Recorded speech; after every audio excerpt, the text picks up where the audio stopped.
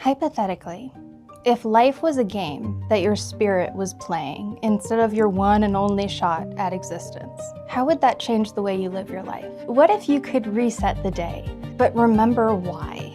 That's the power that Cage gains after he's doused in alien blood during his first battle. And along with him tonight, we're gonna learn that you don't need more time to do it again. You just need to do it differently.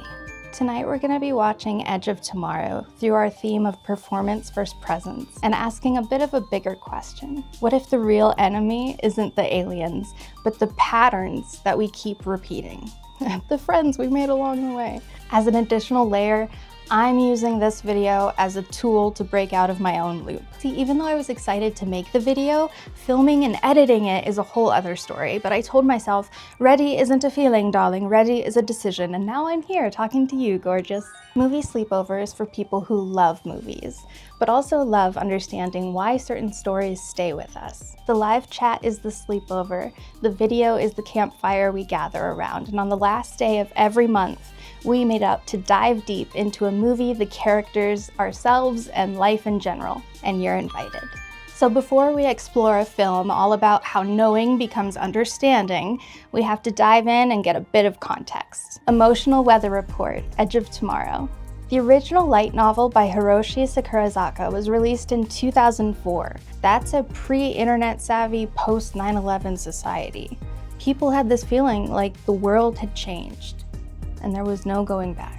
Cut to 2014, the age of social media, influencers, and productivity culture. People were trying to optimize living, but still stuck in the same patterns. And the culture was beginning to sell the idea that if you could find the right morning routine or productivity app or side hustle, that everything would be great. So 2014 audiences saw aliens, but also subconsciously, our to-do lists. The story begins with us fighting, trapped in a war that we didn't choose, and it was released into a world of people trapped inside patterns they did choose. By the time Edge of Tomorrow comes out, repeating the same day over and over is starting to feel a bit less like sci-fi.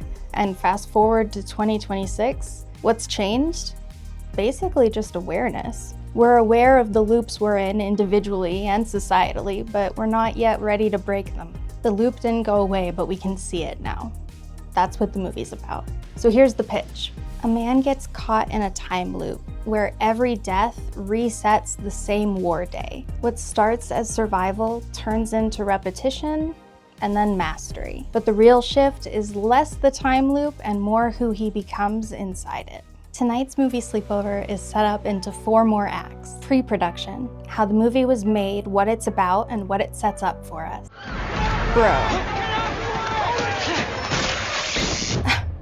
And just like that, he went from the PR department to the consequences department. But choices.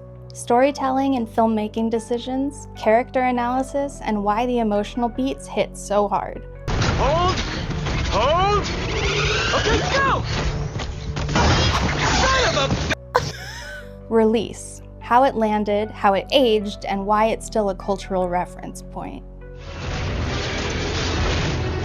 Yeah, I mean, if the Omega is that important, they're gonna fortify the hell out of it. And takeaways. What we're keeping, what we're unlearning, and what the movie quietly teaches us about being human. Trivia questions will pop up for you to answer. Pillow pile pauses will happen. And once we've finished the movie, you'll receive takeaways and a challenge at the end. So altogether, we'll wrap up in a few hours. You don't have to watch all at once. You're welcome to come and go. Grab a snack and a blanket. Get cozy. Lights down, and let's watch Edge of Tomorrow. Act 1, pre-production. Welcome to the sleepover.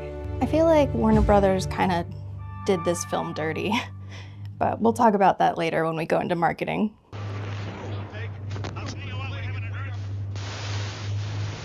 We're setting up the chaos and confusion right from the get-go. Do you guys get creeped out when you hear sirens and like noises like this? I always do. It reminds me of our first movie sleepover, Signs. I love all these news clips. We're getting a lot of footage to make it look really immersive and real life, you know? And just a heads up, I got really sick with a chronic illness flare this month, so I didn't have the energy to do as much research as I normally would. So if you get upset with me not knowing anything, go ahead and put it in the comments. I would love to be educated on it. I'm saying that genuinely. This is a major incident. The emergency is a major incident. Bright lights and an orange glow. That's so the meteor hit. It does now. It's funny, they're using footage from I think some of the meteors are from Russia. Advanced across Europe.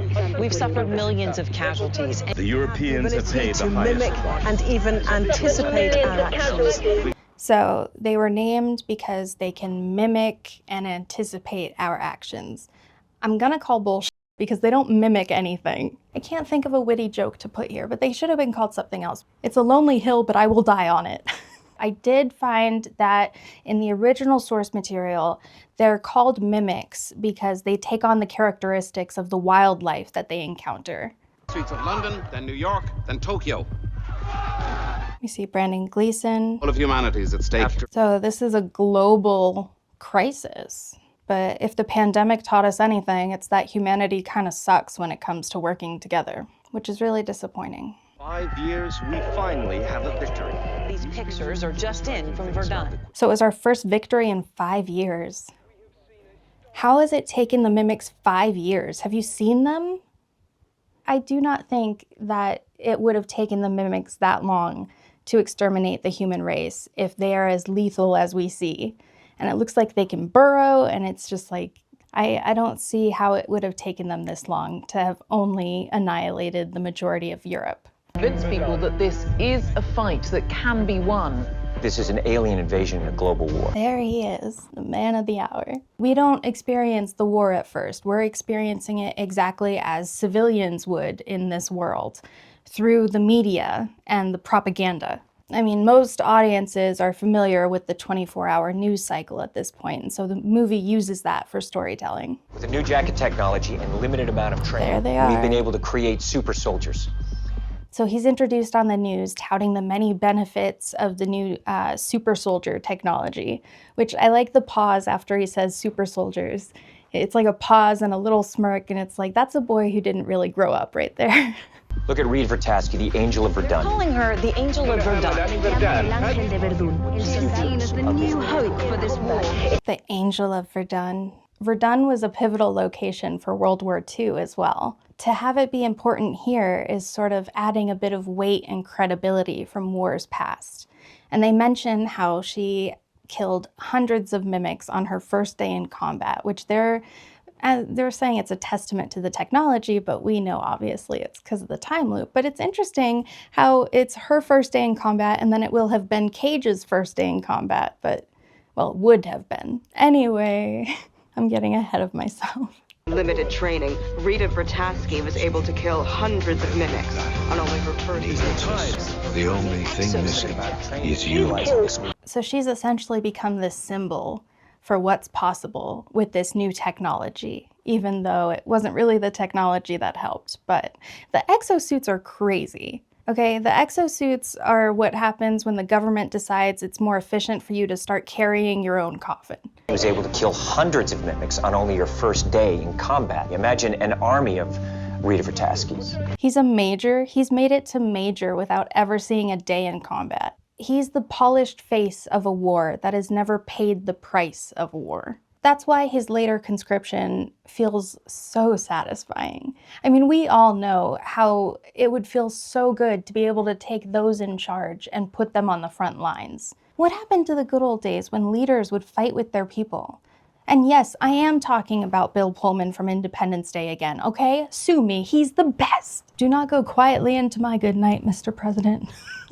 So he brings up Rita, calling her the Angel of Verdun. He's using her as a symbol for his propaganda. I think it's interesting. So we only see a few public officials, but one of them is Hillary Clinton. I think this was released in 2014, so perhaps they were willing to bet that she had a chance at the presidency, and so that's why they put her in. It's a funny sort of artifact now to look at. Mechanized invasion in the history of mankind. We will be victorious. We fight. That's what we do. We fight. That's what we do. Personally, I don't believe that aliens would be hostile. We talked about that briefly in our Signs Alien Movie Sleepover, but I believe that if they are as advanced as it would probably take for them to reach us in the first place, that they would be more advanced to realize that war and hostility is pointless and unevolved. So we're in London.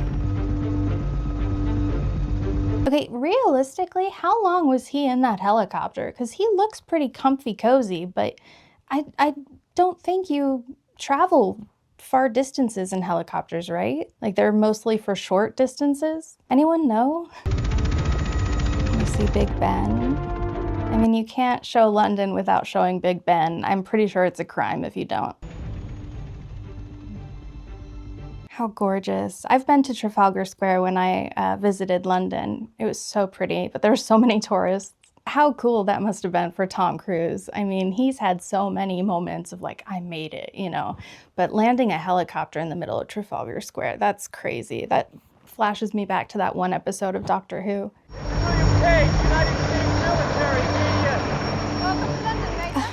He put his hand on her back immediately. So he introduces himself to this woman and within seconds is putting his hand on her lower back. I don't know if this is just a guy thing, but just so you're aware, you don't have to lead us if you've known us less than a few minutes. And even then, most of the time, you don't need to. I know you don't think you need to, but whatever. The General will see you now. I'm grossed out by him immediately. He just seems so sleazy and like performance obsessed. This is a man who preaches sacrifice and courage more than he actually faces it himself. Thank you. Why are you putting your hat on? Operation Downfall. Entire might of the UDF. Operation Downfall? The current administration must have watched this for ideas. That sounds so cheesy, but it's funny because it's called that. It was a real operation in World War II, actually, or it was going to be. It never happened because of the 2 atomic bombs being dropped, which stopped it. But yeah, Operation Downfall was originally going to be the invasion of the Japanese islands, but it wasn't. Push the enemy back. We all meet in the middle, exterminating this mimic scourge along the way.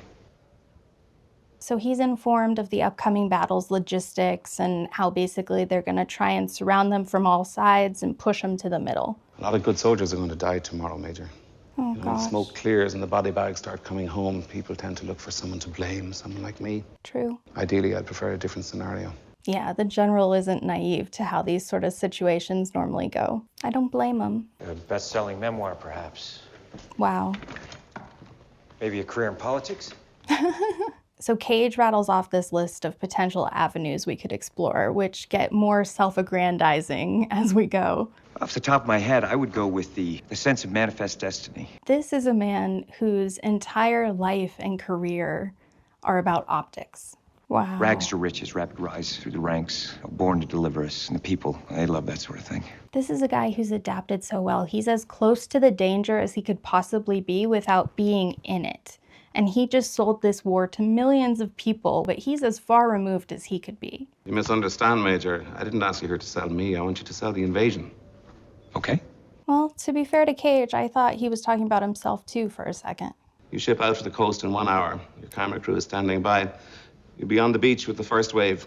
Can you imagine? He ships out in an hour. This man who has never seen combat before, the General assures him he's going to be on the front lines, something to tell his grandchildren about, if he even lives that long. Oh my God. Cage is appalled, and he very quickly explains. Appreciate the confidence, General. I do this to avoid doing that. Yeah, no shit. I think everyone, much like the General, is kind of unamused by Cage's attempts to shift away from responsibility here. I was in ROTC in college. The war broke out. I lost my advertising firm, and here I am. We learn his backstory, that his military service is all but decorative, and his real passion was advertising. Now he's in PR and image management. You know, I do what I do, and you do what you do. Was he trying to make it seem like he was somehow above him or that was beneath him, or was that just a happy accident? He's making it sound like military service is great for you, not for me. But I'm not a soldier, really. So Tom Cruise is probably why this movie got made, or at least to the degree and level that it was made. It's interesting seeing him play this character who's completely against type. We'll talk about this more later. But on top of that, he's just clearly, there's no nice way to put this, he's a coward. Oh, of course you're not. That's why I'm embedding you with several 100,000 men and women who are. You're not getting out of this. While it is an honor, General, I'm afraid I'm gonna have to decline. Wow. Can't stand the sight of blood. Not so much as a paper cut. I had an ex like that, couldn't handle blood. He has this sort of disingenuous laugh that if it were anybody but Tom Cruise, I would praise them for, but I think that might be his actual laugh. Yeah, war is bad and the aliens are bad and it's all terrible. But the real villain is his original personality. He sucks. Like, Washington is full of men like this. It's sitting here thinking about this, a couple of names come to mind that He still thinks this is something that's up for discussion. Wow. feel I could recommend to you. It's not an offer, Major. It's an order. Oh, excuse me? Look at his face. He is unamused. General, I am an officer in the United States military. He's like, what other tools do I have to get out of this? You are now under my command. You will retain your present rank, of course. My secretary has all the details. Oh my gosh. Do a good job, Major. Good luck. You are dismissed. He just annihilated his entire equilibrium. He's never faced danger before, ever. He's like, I can't do this. His entire world was spinning and comes grinding to a halt.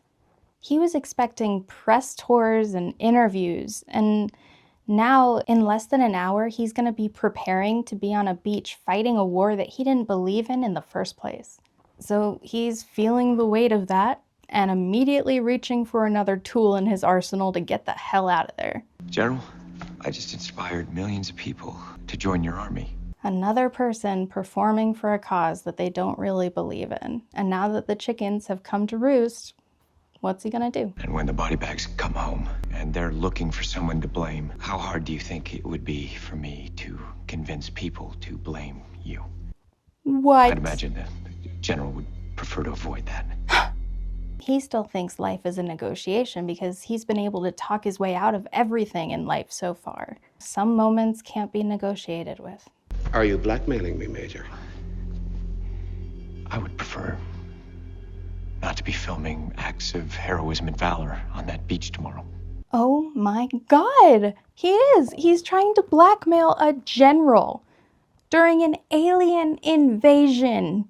The audacity. Like, sir, read the room. Okay, let's recap what he's trying to get away with real quick. He's being insubordinate to a superior officer. He's disregarding and basically saying no to orders. And he's not only saying he was gonna blackmail him, but that he was gonna leverage his media training to do it. You just know this general is not to be messed with. Wow. He almost smirks. You won't be. He's like, you won't be filming it. Don't worry. You don't get that deal anymore. I'm glad we could work this out. If you'll excuse me, General,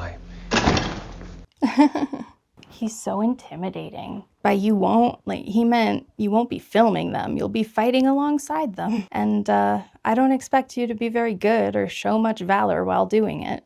Ugh, if only the real world worked like movies and bad people actually faced consequences. And for now, Cage thinks he got away with it. Until... Arrest this man. What?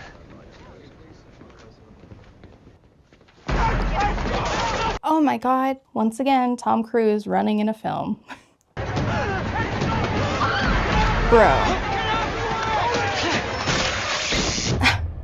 And just like that, he went from the PR department to the consequences department. But he attempts to make a break for it, which is so funny because, like, where are you gonna go, Cage? He got knocked out from a taser? What a little bitch. Seriously, do people pass out from being tased? I thought you just like either peed on yourself or were in pain. In real life, the general wouldn't have played along so theatrically. He probably would have said something like, "Major, you're refusing a lawful order. You're relieved pending investigation." And that would have been that. But it's a movie, so we see him coming to. You guys ever come to on a bunch of duffel bags with handcuffs? It's like a Thursday for me. Do you hear that? You see it circling him. We're trying to get our bearings. So slowly he regains consciousness and he comes to, and he's surrounded by soldiers and announcements in every language. Because keep in mind, this is an international effort, like humans versus aliens. This is a united front, so there is nowhere he could go that would support his decision right now. So we're trying to get sense of our surroundings. Full metal bitch. He's not exactly a spokesman for empathy, if you know what I mean. But yeah, there it is. That's what we call F around and find out military edition. Like, he thought he was, if you would have asked him, he was the protagonist of a political thriller. But it's actually a war movie, buddy. Genre confusion, it'll F you every time. There's no way to address an officer. Sergeant. It's how I address a slack-jawed recruit right before I bust his hole with my boot heel. Hold up there, son. So Cage tries to blackmail a general to get out of combat, fails, gets demoted, gets sent to the front lines anyway. So the movie establishes up front, he's not just a coward, he's a stupid coward. But that's kind of refreshing because most films give their protagonists competence that they haven't really earned, but this film gives Tom Cruise incompetence that he probably has. Can I help you, sir? There's Bill Paxton. Where the hell am I, Sergeant? Forward Operating Base Heathrow. You just came in with the fresh recruits. Do I strike you as a fresh recruit? My dad used to have a saying for people like Cage who felt they were superior to others. He would say, "You think you're hot shit on a golden platter, but you're nothing but a cold fart in a Dixie cup."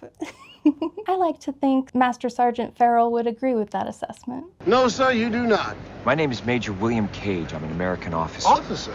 This is processing. There's no officers down here. So Cage asks him if he strikes him as a new recruit. And do you see the look in his eyes? It's very like, do you know who I am?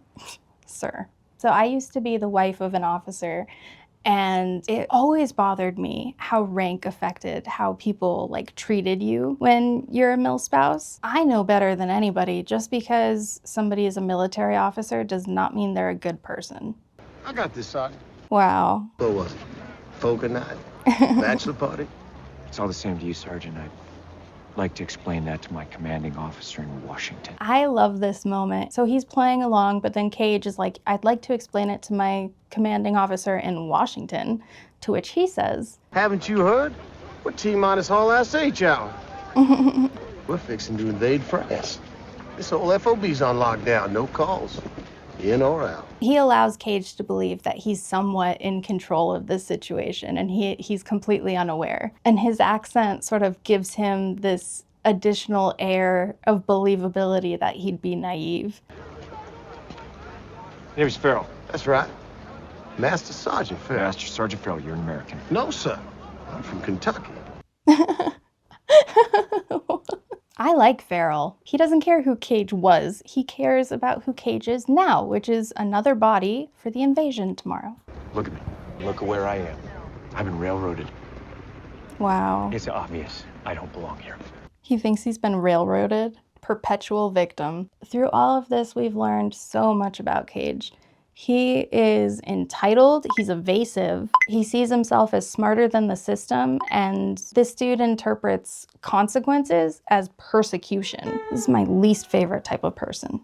He's trying to get this man to believe that this entire situation is corrupt, and the general was acting vindictively to set him up for failure. He's not wrong that he got crushed by authority command, but he's wrong to be acting like an innocent victim. There has to be a way I can make a phone call. He's giving him an inch and watching what he does with it. But immediately, Cage is asking for escape routes, outside phone calls, not responsibility, not duty, just he's confirming all of his suspicions. I'll get you sorted out, sir. Thank you. Right this way. That's ambiguous. So we see the drop ships for the first time. You're from Kentucky, Sergeant. Little town called Science Hill. Heard of it? Have now. How about you? Where you from? Cranberry, New Jersey. So we get this bit of small talk. Cage is like believing that his language is gonna create reality. And Farrell is like, reality arrives at dawn, buddy.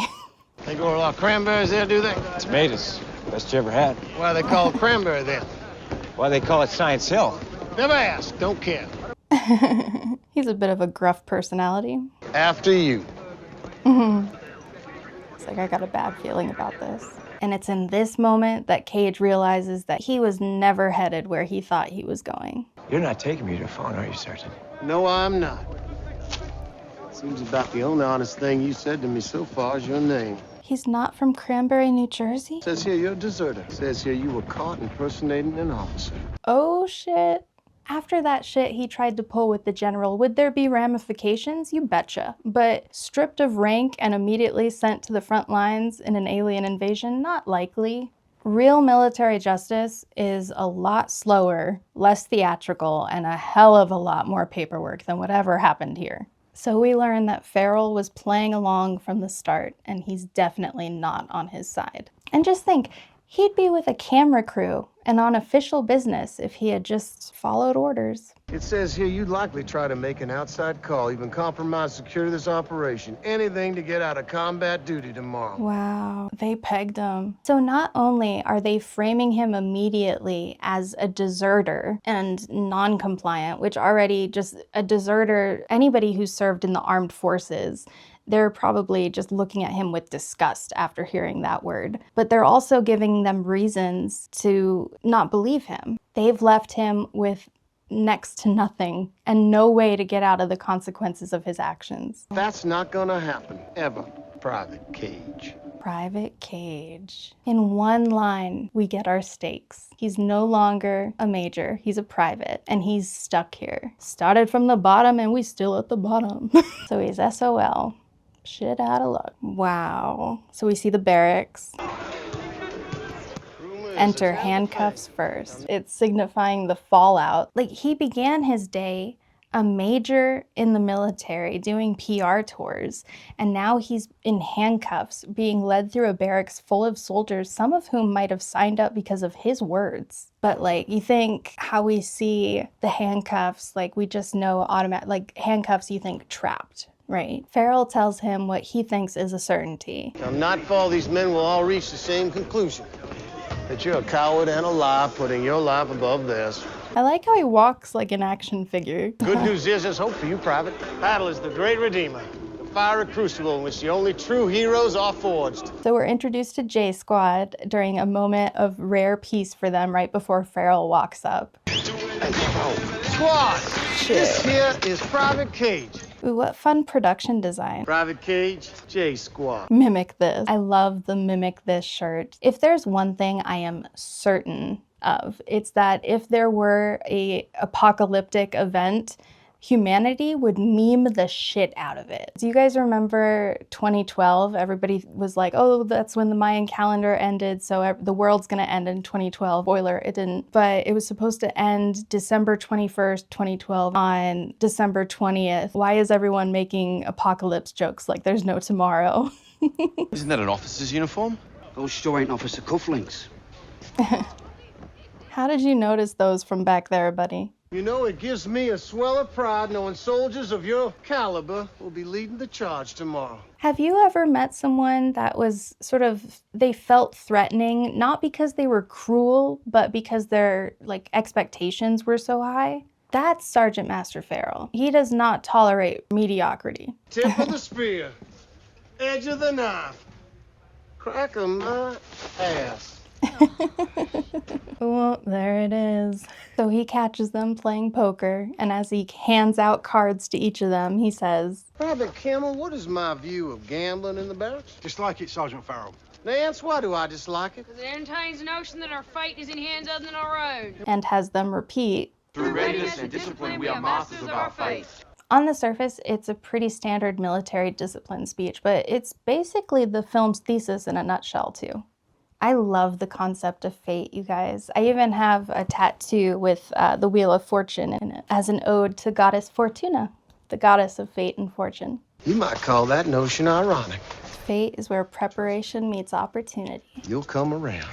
And that comes from Farrell, of all people, who's basically this wall of impersonal authority that Cage has to, be up against, where he couldn't care less about Cage or his explanations. So his ideology is that our fate is in our hands alone. But he's right, because even inside impossible conditions, the response remains his. And altogether, I think that's what the movie wants us to learn. You don't control circumstances, but you do control if and how you adapt. I think there's a difference, personally, between fate and destiny. I think fate is like what's unchangeable, and destiny is what you create.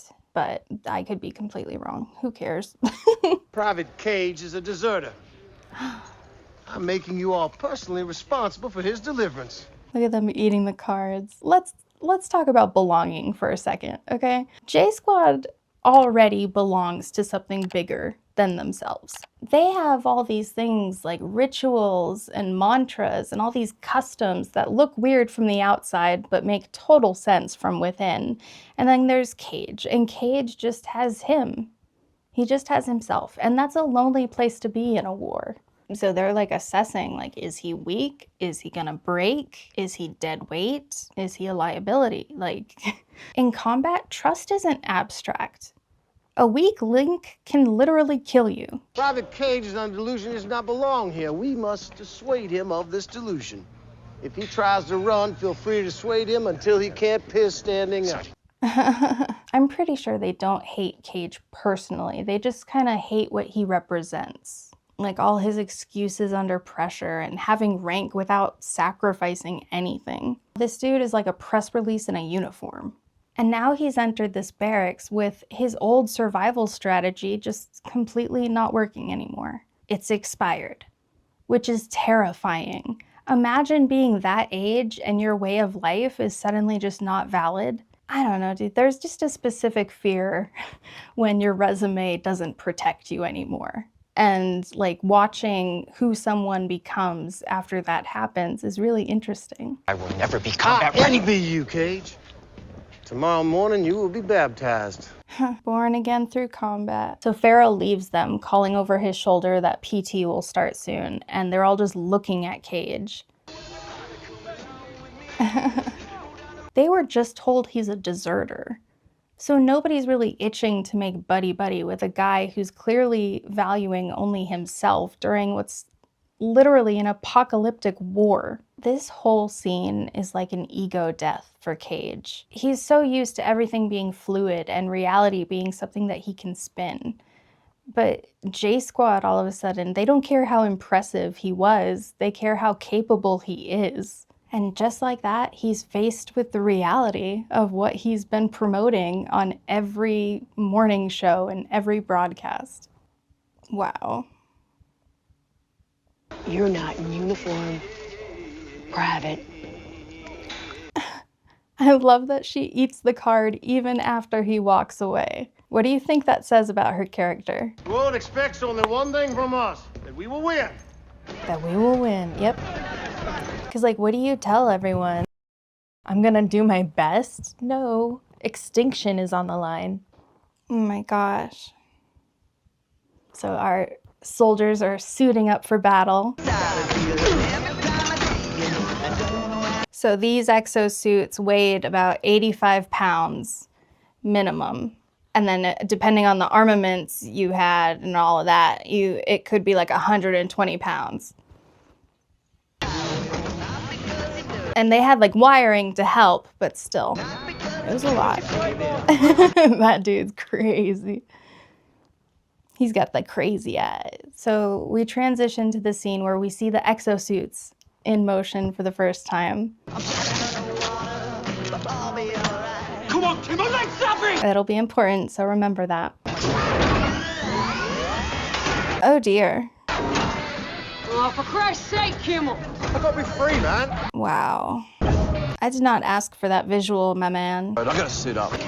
What's that noise? That Let's go. Okay, all the sound mixing with all the whooshing noises must have taken forever. Huge props to the sound people. Listen, man, I've never been in one of these. Yeah, well, I've never been with two girls at the same time before. But you can bet when that day comes, I'll make it work. Do you hear the contempt in his voice, or is that just me? Like, I feel like he's sort of saying, like, explaining this information is beneath me. You are below the starting point. Catch up. J-Squad lives in a world where incompetence can kill people. So helplessness isn't cute, it's dangerous. I love this joke. It shows that nobody really feels bad for Cage, even those closest to seeing how inept he is. It's Griff. Griff. I like Griff. Think about this, man. I could hurt somebody. Not with the safety on, you won't. Where is the safety? Exactly. Oh, go fuck yourself. That sucks. But I mean, they're basically owning it with their chests that it's safer letting this dude flounder than to prep him. Trivia time. Edge of Tomorrow was adapted from what kind of source material? A podcast series. B, a German TV show. C, a comic strip. D, a Japanese light novel. The answer is D.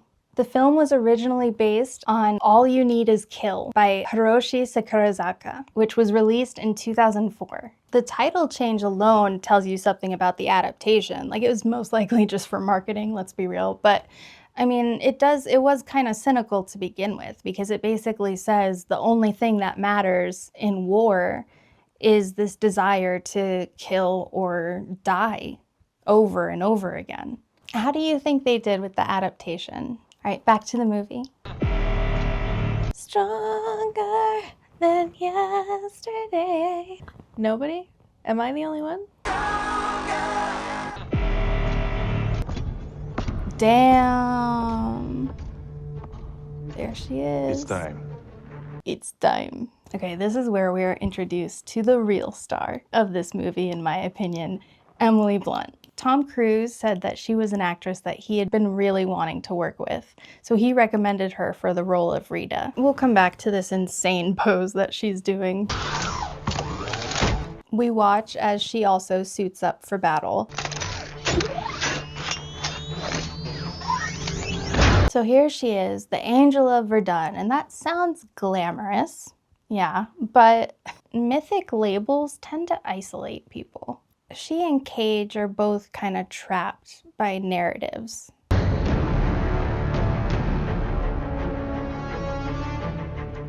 This is where we're introduced to her weapon of choice, which it's never stated in the movie, but in the source material, during her resets, she would run out of ammo a lot, which would result in more deaths. So she just started with the melee weapon. Oh, those must have been so awkward to walk in. Jackets grant the soldier, like, superhuman strength. And in the book, it likens wearing one to trying to walk on eggshells without breaking any. Bloody hell, it's the full metal. So the soldier that she punches is actually played by Emily Blunt's brother in real life. Griff! Sarge? Take care of Private Cage. What, all day? Something tells me it won't be nearly that long. Wow. I mean, yeah. You're a liability, dude. We're trying to save the world here. What's at stake is bigger than one man.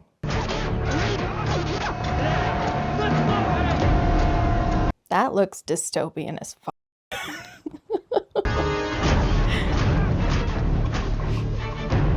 Can you imagine? You thought you were safe from this war that you've been peddling to the masses, thinking that you were safe from it, somehow protected, never gonna have to fight. You know, that's for poor people. That's for people that aren't me.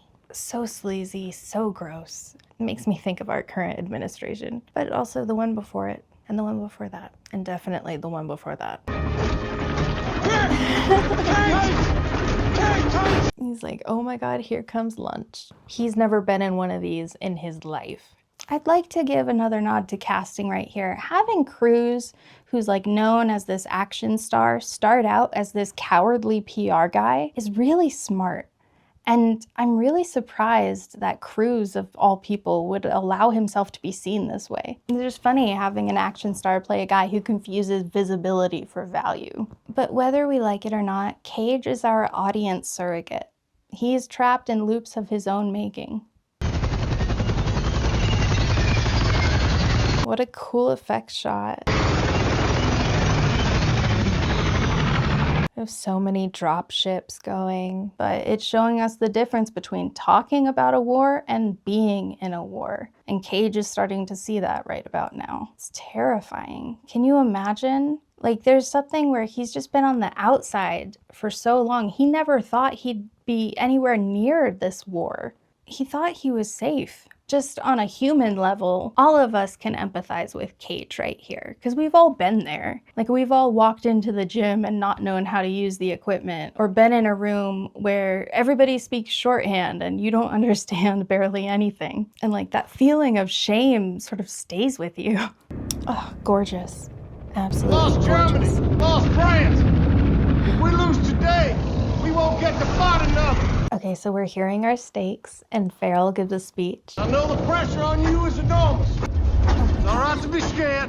Remember, there's no courage without fear. But yeah, Farrell. I love that line, you guys. There's no courage without fear, that it's okay to be scared, especially in a situation like this. I mean, guys, I don't think a lot of us are really talking about the fact that they just like made the draft a thing again. That's a thing again. Anyway. Hey! It's alright to be scared. I think there's something wrong with your suit. Yeah. There's a dead guy in it. Can you imagine? You've never fought a day in your life. You're wearing an exosuit that weighs over 100 pounds, and the people that you're surrounded by are all talking and joking about how you're about to die. Okay, so I thought about it. A lot of these people are headed to their untimely deaths. I think if they sat there and felt the weight fully of what's coming, a lot of them would freeze. But they're laughing. I think a lot of them are joking around because they've sort of made peace with fear, and Cage has just met it for the first time. Hey, watch your back out there, sir. No one else will. 1 minute! Wow, how dark. That's like a nightmare, like how those nightmares where you show up and you don't know the words at the school play or something. How do I turn the safety off of my weapon? What? Like you show up to war and don't know how to turn the safety off. What a nightmare. To me, the pushback they're giving Cage doesn't really read as bullying, because they're trying to get it in his head like we're a unit. So you're either with us or you're against us, but you're not gonna hurt us either way. We're gonna make sure of that. 30 seconds to drop! On my mark! Prolonged eye contact. Remember! Oh gosh.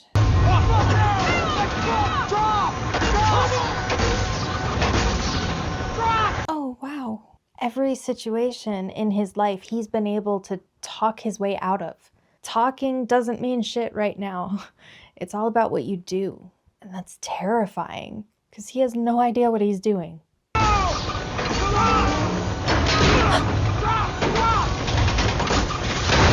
Dude, was that prolonged eye contact? Drop or die! Drop or die. Drop or die, bro. Thank you. And rather than suddenly becoming brave, Cage is forced into it by circumstance. I think a lot of us can sort of relate to that. I mean, sometimes courage doesn't look brave. Sometimes it looks like screaming all the way down. Cage fumbles with his suit despite having zero knowledge of how it operates. This is basically, it boils down to that universal fear of like, everyone else knows what they're doing and I don't. I miss the orientation. The doors are opening anyway. Ooh, fun! We're at the fair. Watch how gorgeous this movement is in this shot. How our focus is pulled from him to the others, to the debris, to the explosions, and back to him. It's an absolutely fantastic shot. I bet this took so much work from so many very, like, talented people. That sentence just makes sense. From so many very talented people. I believe that's grammatically fine. Bitch, who knows?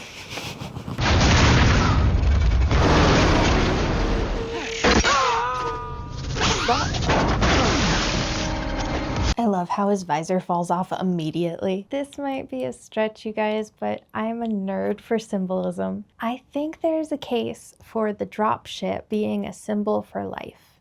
Some chapters start before you're ready. You get dropped into situations you're not really ready for or you weren't expecting. Have you ever landed on a beach that you weren't prepared for?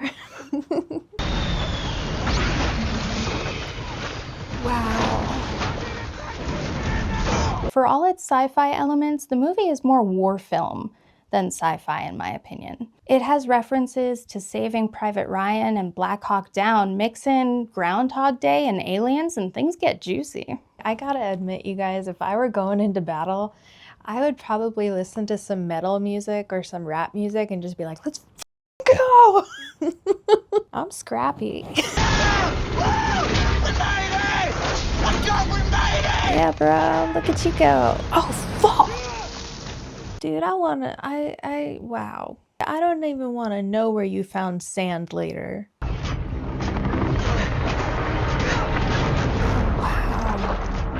Oh no, he's malfunctioning?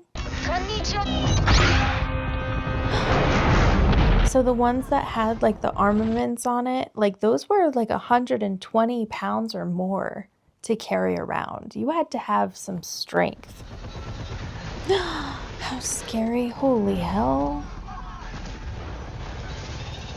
I love the texture of the fire and the smoke in some of these shots.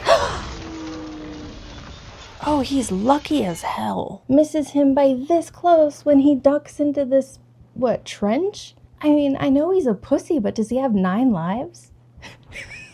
What? What? Where did that come from? There she is. Have you ever seen a goddess so strong? She is everything I want to be. No.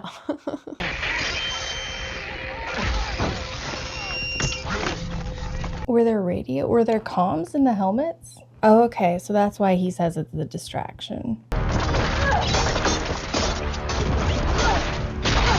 Damn, girl. She just makes me think of Goddess Kali or Athena on the battlefield. But then you have this added element of how she knows at this moment that it's, I don't want to say hopeless, because I don't know if she would think that. But I mean, yeah, she would, because she knows they have the ability to reset time and she lost it. So at this moment, she's like, well, fuck. Like, what do I do? What do you do in a hopeless situation? What would you do? Get him. Get him. Oh, shit.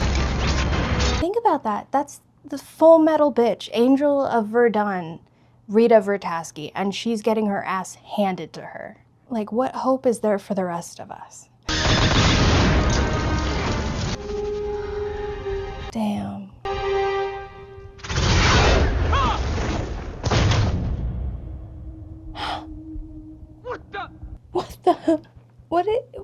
Yeah. This is very much a Vivian Lee moment in Psycho where it's like, okay, nobody is safe.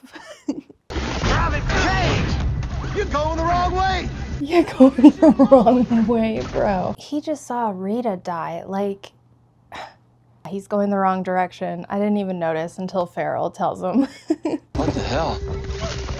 They're not supposed to know we're even coming. Oh, that's a good hint for us to know. He says they're not even supposed to know we're coming, so we know this already happened, so that is good for later. So, you know, guys, I am a geek when it comes to rewatchability. That line on the rewatch is really satisfying. Notice how director Doug Liman shoots the beach like Saving Private Ryan, but there's this layer of unreality to it. The mimics move too fast for human perception, so we experience Cage's disorientation with him in real time. This was also released on the 70th anniversary of D-Day, if I'm correct. So let's just give a big thank you to our veterans. On your feet, people! And by some miracle, J Squad finds themselves together again. This is where competence and character become visible. Like, it makes me think of Band of Brothers. There's this character, David Schwimmer plays Captain Sobel, who was a rigorous instructor, but when it came down to it, a terrible commanding officer. Cage was the PR guy for the war. But right now, on this beach, nobody gives two shits what he says. They only care what he can do. And right now, that's not very much. My safety! My safety! How do I get my safety? Cage, who do you think is going to take a second in the midst of all of this and tell you how to turn the safety off your weapon? You're fuck, dude. You're FUBAR. Look alive if you want to stay that way! Firing position! Move! So here we get the gag of Cage changing his language to Japanese as a nod to the original source material and how it's a Japanese light novel. Oh, holy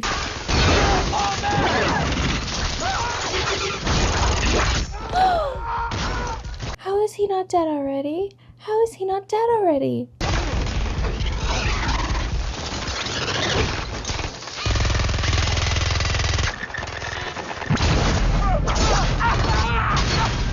War was a concept that he was selling before. Now, the second pain enters the equation, it becomes real. And suddenly, it's every man for himself. Ew! See, he's not firing at it, so it doesn't perceive him as a threat yet. But now...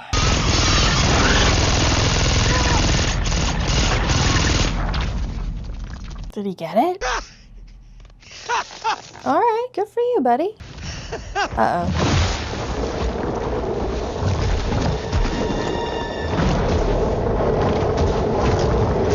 They're like tarantulas on crack. Brother. Holy hell. Okay. If he had been able to fire off a round right there, the movie would be over. I don't think that's gonna do what you think it's gonna do, brother. So a callback to when he saw Griff do this. Ugh. Good sound design. Oh my god. Yeah. Oh, and the first thing he sees is Rita. That's interesting. On your feet, maggot! He's so confused right now. Get in line before I bust your hole in my boot heel, maggot!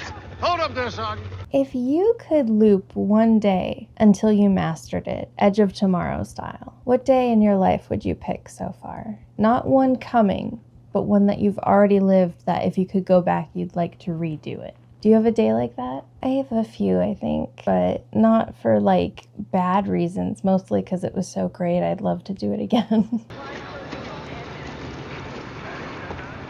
Get in line before I bust your hole in my boot heel, maggot! Okay, but waking up like this and getting called a maggot like that? Like, he just died, was resurrected, and entered into a cosmic anomaly. I'm gonna need you to chill the f*** out, dude. Hold up there, Sergeant. Was it all a dream? Can I help you, sir? See, this is happening in a condensed amount of time. We're playing with time in the edit so that it's not monotonous. I think I get it. What was it? Poker night? Bachelor party? So he thinks he's just acting drunk. I'm not sure. It happens. See, Farrell is pretty sure he's either legitimately impaired and confused or trying to manipulate him. Either way, he's not gonna let whatever this is happen. I think it's interesting. He doesn't ask what happened or any like asinine questions, really. Maybe one or two, but he's just trying to get oriented. I'll get you sorted out, sir. Let me take those for you. What day is it? What year is it? For you, Judgment Day. Ooh, brother. Mic drop.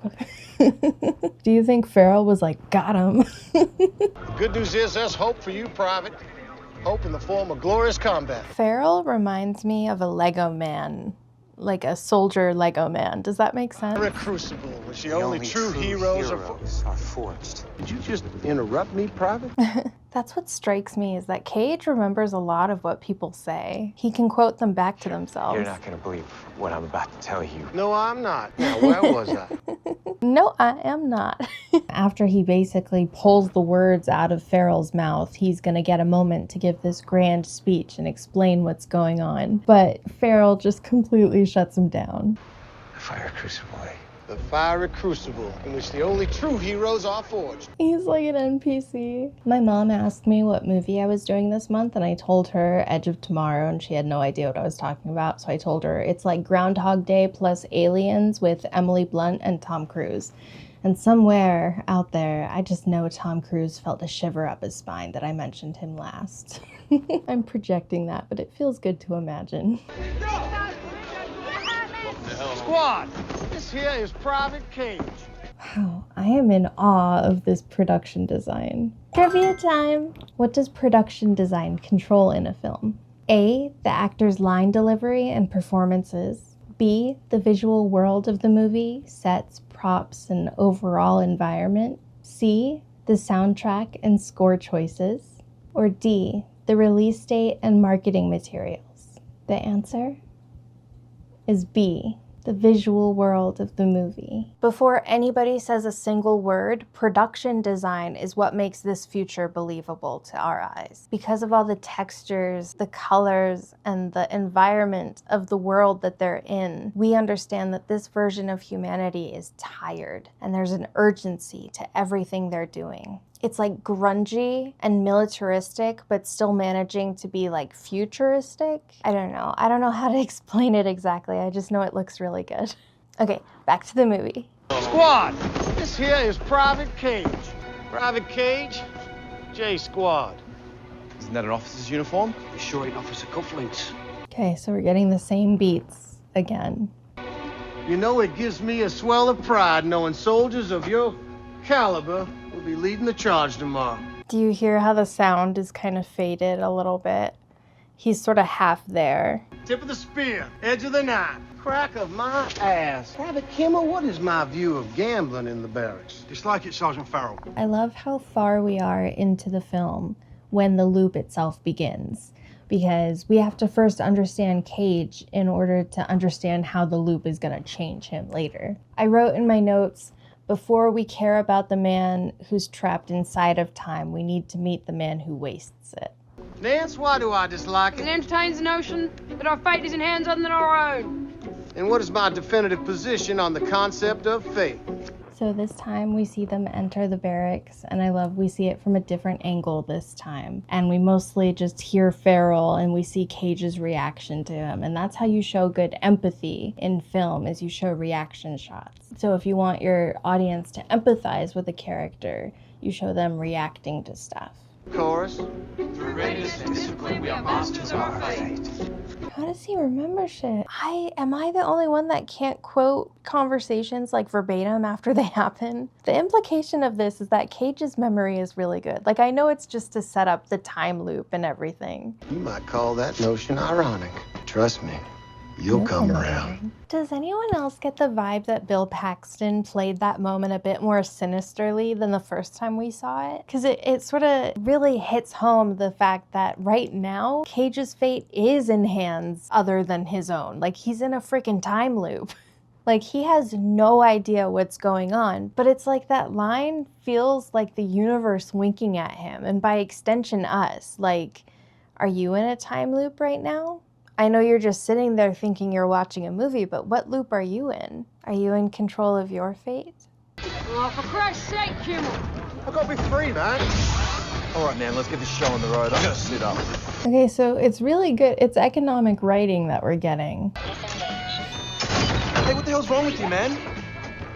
Haven't you ever been in one of these before? Maybe. So this is gonna contrast a lot with a scene later. So keep this scene in mind.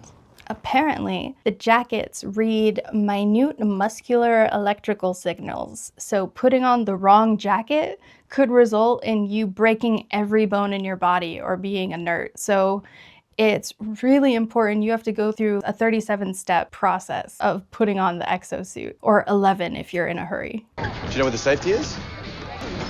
I'm not sure. Good. Good. They're not messing around with him. Hey, mate! I think there's something wrong with your suit. There's a dead guy in it. We're getting a lot of the same beats. Hey, watch your back out there, sir. And he's just bemused and bewildered. He's like, what is happening? No one else will. Jinx, bitch! I love her. Jinx bitch makes me laugh every time. Stand by to deploy. Activate drop lines. 30 seconds. Remember, hit the street. Oh, he tried to warn him.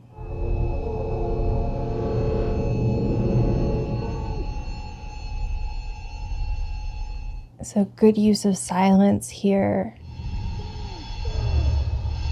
He's shell-shocked all the same, even if this is for the second time.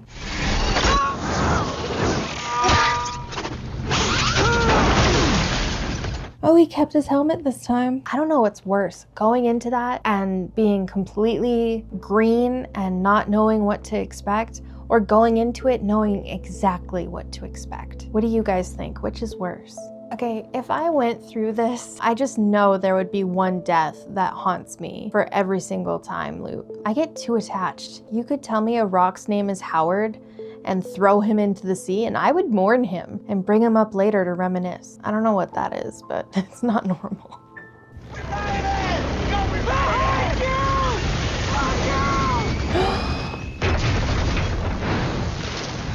Hey, you guys remember Howard the Rock?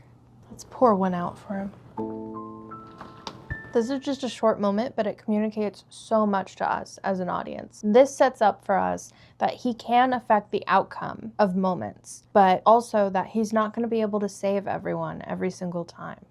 Incoming! I'm hit. I'm hit.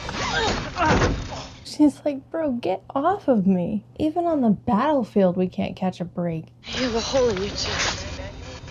I mean, don't all men? Did you just take my battery? Wow. Holy fuck. Okay, wow, but the implications of that, she didn't know he's in a time loop? Damn. I don't know, at least that death is quicker than slowly bleeding out due to a gaping hole in your chest. On your feet, maggot! Okay, so we once again see the poster calling Rita the Full Metal Bitch, which is obviously alluding to Full Metal Jacket, the Stanley Kubrick film, and beyond that, Full Metal Jacket ammunition, which, if I remember correctly in my research, it was the ammunition that like goes all the way through, clean cut. That sort of works as a good metaphor for who Rita is. Like, she's sort of hardened now. Like, the ammunition itself is unyielding, and that's who the loop turned her into. Can we sort of acknowledge that if a man had been the Angel of Verdun, he would have been nicknamed a hero, or a savior, or a warrior? Rita gets called a bitch. I think it's really it's touching to me that she's the first thing he sees when he wakes up, because it's like a reminder. She's almost symbolic of his future self and who he becomes. And so by seeing her every time, it's almost this reminder of here she is as a ceiling and he's beneath the floor by being called maggot. It's like being haunted by your future self in a way. Can I help you, My name is sir? Major Bill Cage, U.S. Army Media Relations. I was at a bachelor party or a poker game. You have an order in your left pocket that says, I'm a deserter caught impersonating him. He's getting through all of it right away. What would you say to Farrell if you were Cage? Have you ever had to explain something important to somebody and have to convince them of it? What happened? Were you successful? I'm used to not being believed. As I've said before, I've been stoned in a past life and I've been stoned in this life. One of them was a lot more fun than the other. Your name is Master Sergeant Farrell from Science Hill, Kentucky. And if you'll give me 30 seconds to explain how I know that, you may just save the lives of every soldier on this base. See, he doesn't make Farrell want to believe him. He just skips to the why he should, which just makes Farrell be like, what is wrong with this man? Instead of listening to what he has to say at all. So we think maybe they're gonna give him a chance. You have to listen to me. They know we're coming. They're waiting for us. You're all doomed. You're doomed. This moment sucks, man. And I mean that as a compliment. He can't prove the loop without dying in it. He can't explain it without sounding insane. And the more urgently he tries, the more insane he sounds. Director Doug Liman and James Herbert, our editor, they kind of play with cutting on the emotion rather than the information. This is mostly for comedic effect, although I think all of us would kind of have a moment like this if we were stuck in a time loop. This is J Squad, yes? This is J Squad, yes. Not that I should know that, but okay. So this is a payoff sequence that every good time loop movie needs. It's basically like a magic trick, but I really like how much comedy they infused into it. Your name is Nance. You're Bibble. Kimmel. You fight balls out, literally. Board, Skinner, Griff. You're... I love his anticipatory expression. He's like, what's my name? He doesn't talk much. This dude is either a serial killer or the most wholesome person on the planet. There's no in between in my mind. But there's a card game under the bed. Thanks a lot, Yeah, you didn't have to do that. Spades, no clubs. And you're gonna make me eat those cards. Am I right? Here's something I learned called the credibility paradox. The more specific and accurate your impossible claim, the more threatening you're gonna appear. Vague claims get dismissed. Precise ones get you dragged away. What I'm about to tell you sounds crazy. It's true. And you have to listen to me. And here comes his big moment. Clock the heavy breathing. He is stressed out of his mind. The seriousness of this moment could not be more dire. Your very lives depend on it. Gosh.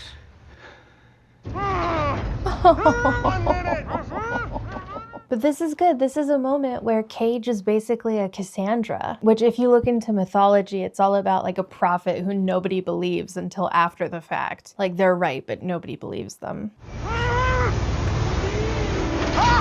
On my mark! Stand by to deploy! Activate the ship is about to explode! Oh, just barely in time.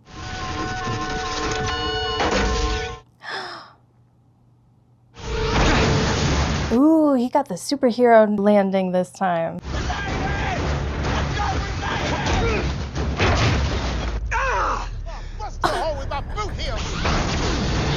We're landing better. Okay, all right. Follow through. Kimmel just sitting there like I was about to say like a dumbass baby. Okay, she's on the battlefield. Get it, girl. What struck me when I was watching this the first time was how Rita's ship is always downed and she climbs out of it like that, which makes me wonder if some events are just predetermined to always happen. And maybe, do you think our lives are like that? Do you think some things are just predetermined and destined to happen? What if after we die, we wake up and we realize that every choice we ever made was predetermined? What if we're all in a time loop and we just don't remember our past lives and we keep reincarnating until we finally break the loop or we finally learn the lesson and evolve and start learning some other lesson?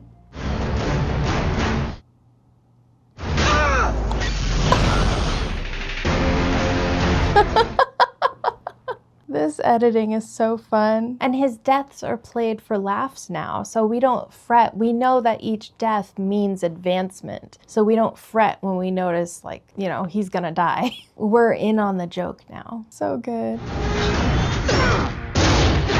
I'm sorry. I'm trying to save you. So the screenplay was written by a bunch of different people, but I'm gonna focus mainly on McQuarrie and Butterworth. But it operates on the assumption that the audience is going to tolerate and kind of enjoy not knowing, which was a gamble that not a lot of studios were willing to take in 2014.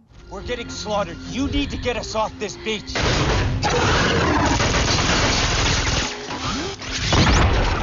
Finally, he makes it to Rita. Watch her facial expressions. At first, we think she's stunned, which, don't get me wrong, of course you'd be stunned after what just happened. More than that, it's like she's apprehensive. And after being in the loop so long, you know her pattern recognition is off the charts. This dropship is about to explode. We have to go now. Come on! Wow, how do you even react to that? What would you say? So she's just sort of piecing together what's going on here. Out of all the people he could have found, he found the one person who's also been in a time loop. Gosh, the mimics are just crazy. But of course she knows why he's like this. And she's processing it right now. This woman is competence incarnate. I'm about to go sacrifice a toaster to her in my closet later. Like 15 seconds and she's already pieced together what he doesn't even know how to explain. But she knows this battle is a waste of time. Come on! The ship is going to explode! What are you doing? Find me when you wake up. What? Come find me when you wake up. Can you imagine he wasn't in a time loop? Like, she was really sure of herself. And he sees her again. Full metal bitch. Hold my boot heel, maggot. Good news is there's hope for you, Private. See, he's trapped. Every time we see the handcuffs, just remember that's a motif, that's a metaphor for him being trapped. He's trapped in the time loop. Okay, pillow pile pause. Imagine being Cage right here. Yes, you're back at the starting point, which sucks, but the Angel of Verdun herself knows that you're in a time loop without you even knowing how to tell her. As if aliens and time loops weren't weird enough. A woman just understood what you were trying to tell her and was so confident she understood the situation, she didn't even try to save herself. Like, I freaking love Rita, you guys. She's so confident and like such a badass.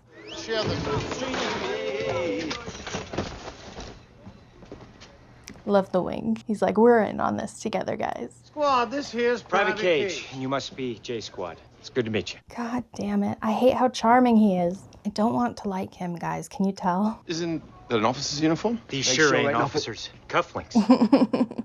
Beat you to it, punk. Keys in the left pocket, probably. Probably. This is probably like, what, his 15th time at this point? Private Cage is a deserter. What can you do? Let's get this going. Cage on delusion does not belong here. We must dissuade him of this delusion. Oblige him. If he tries to run, Oh, no. I'm not him going to run from you guys. Not run from you guys. I like that he makes the distinction. I'm not running from you guys. It's not a chance. Well, he can't piss standing up. Thank you, Sergeant Farrell. All right. Well, nobody's eating any playing cards, so I guess that's a win. He's like weirding everybody out. What next, little, PT? PT! 10 minutes! Just imagine, like, this weird deserter dude just shows up and he's like gung-ho and super charming and weirdly stoked to be there. Yeah, I'd be looking at him like, what's your angle, bro? Where is this going? His composure and like aura of integrity almost just sort of destabilizes everybody. Because why does this guy seem so cool and yet he's here because he sucks? I gotta admit, you guys, this pisses me off a little bit because Tom Cruise, for all of his Scientology bullshit and creepiness, is actually really charming and compelling in this movie, especially right here. It's gonna be my 20th battle tomorrow, man. You haven't been in 20 battles, mate. I have too. He's been in 20 battles and he's that young. Why don't you two get yourselves a nice hot cup and shut the hell up? That can't be comfortable running with those tags just bumping. I like that he's wearing a Hawaiian shirt over his PT gear. I set some kind of record tomorrow. Bust this sound running backwards forward. Slip it in your own shit. Ooh, does she like him? Did you see that look? That could have been just like a laughter look, but I don't know. I sense some attraction there. What do you guys think? Grab this, Sarge! Hold up! What did he say? Give me 50, Sarge! That's right. 50. Thank you, Sarge. Thank you, Sarge. Let's see how this goes. Drop and give me 50. Compliments of Private Cage. Here we go. Is he gonna make it?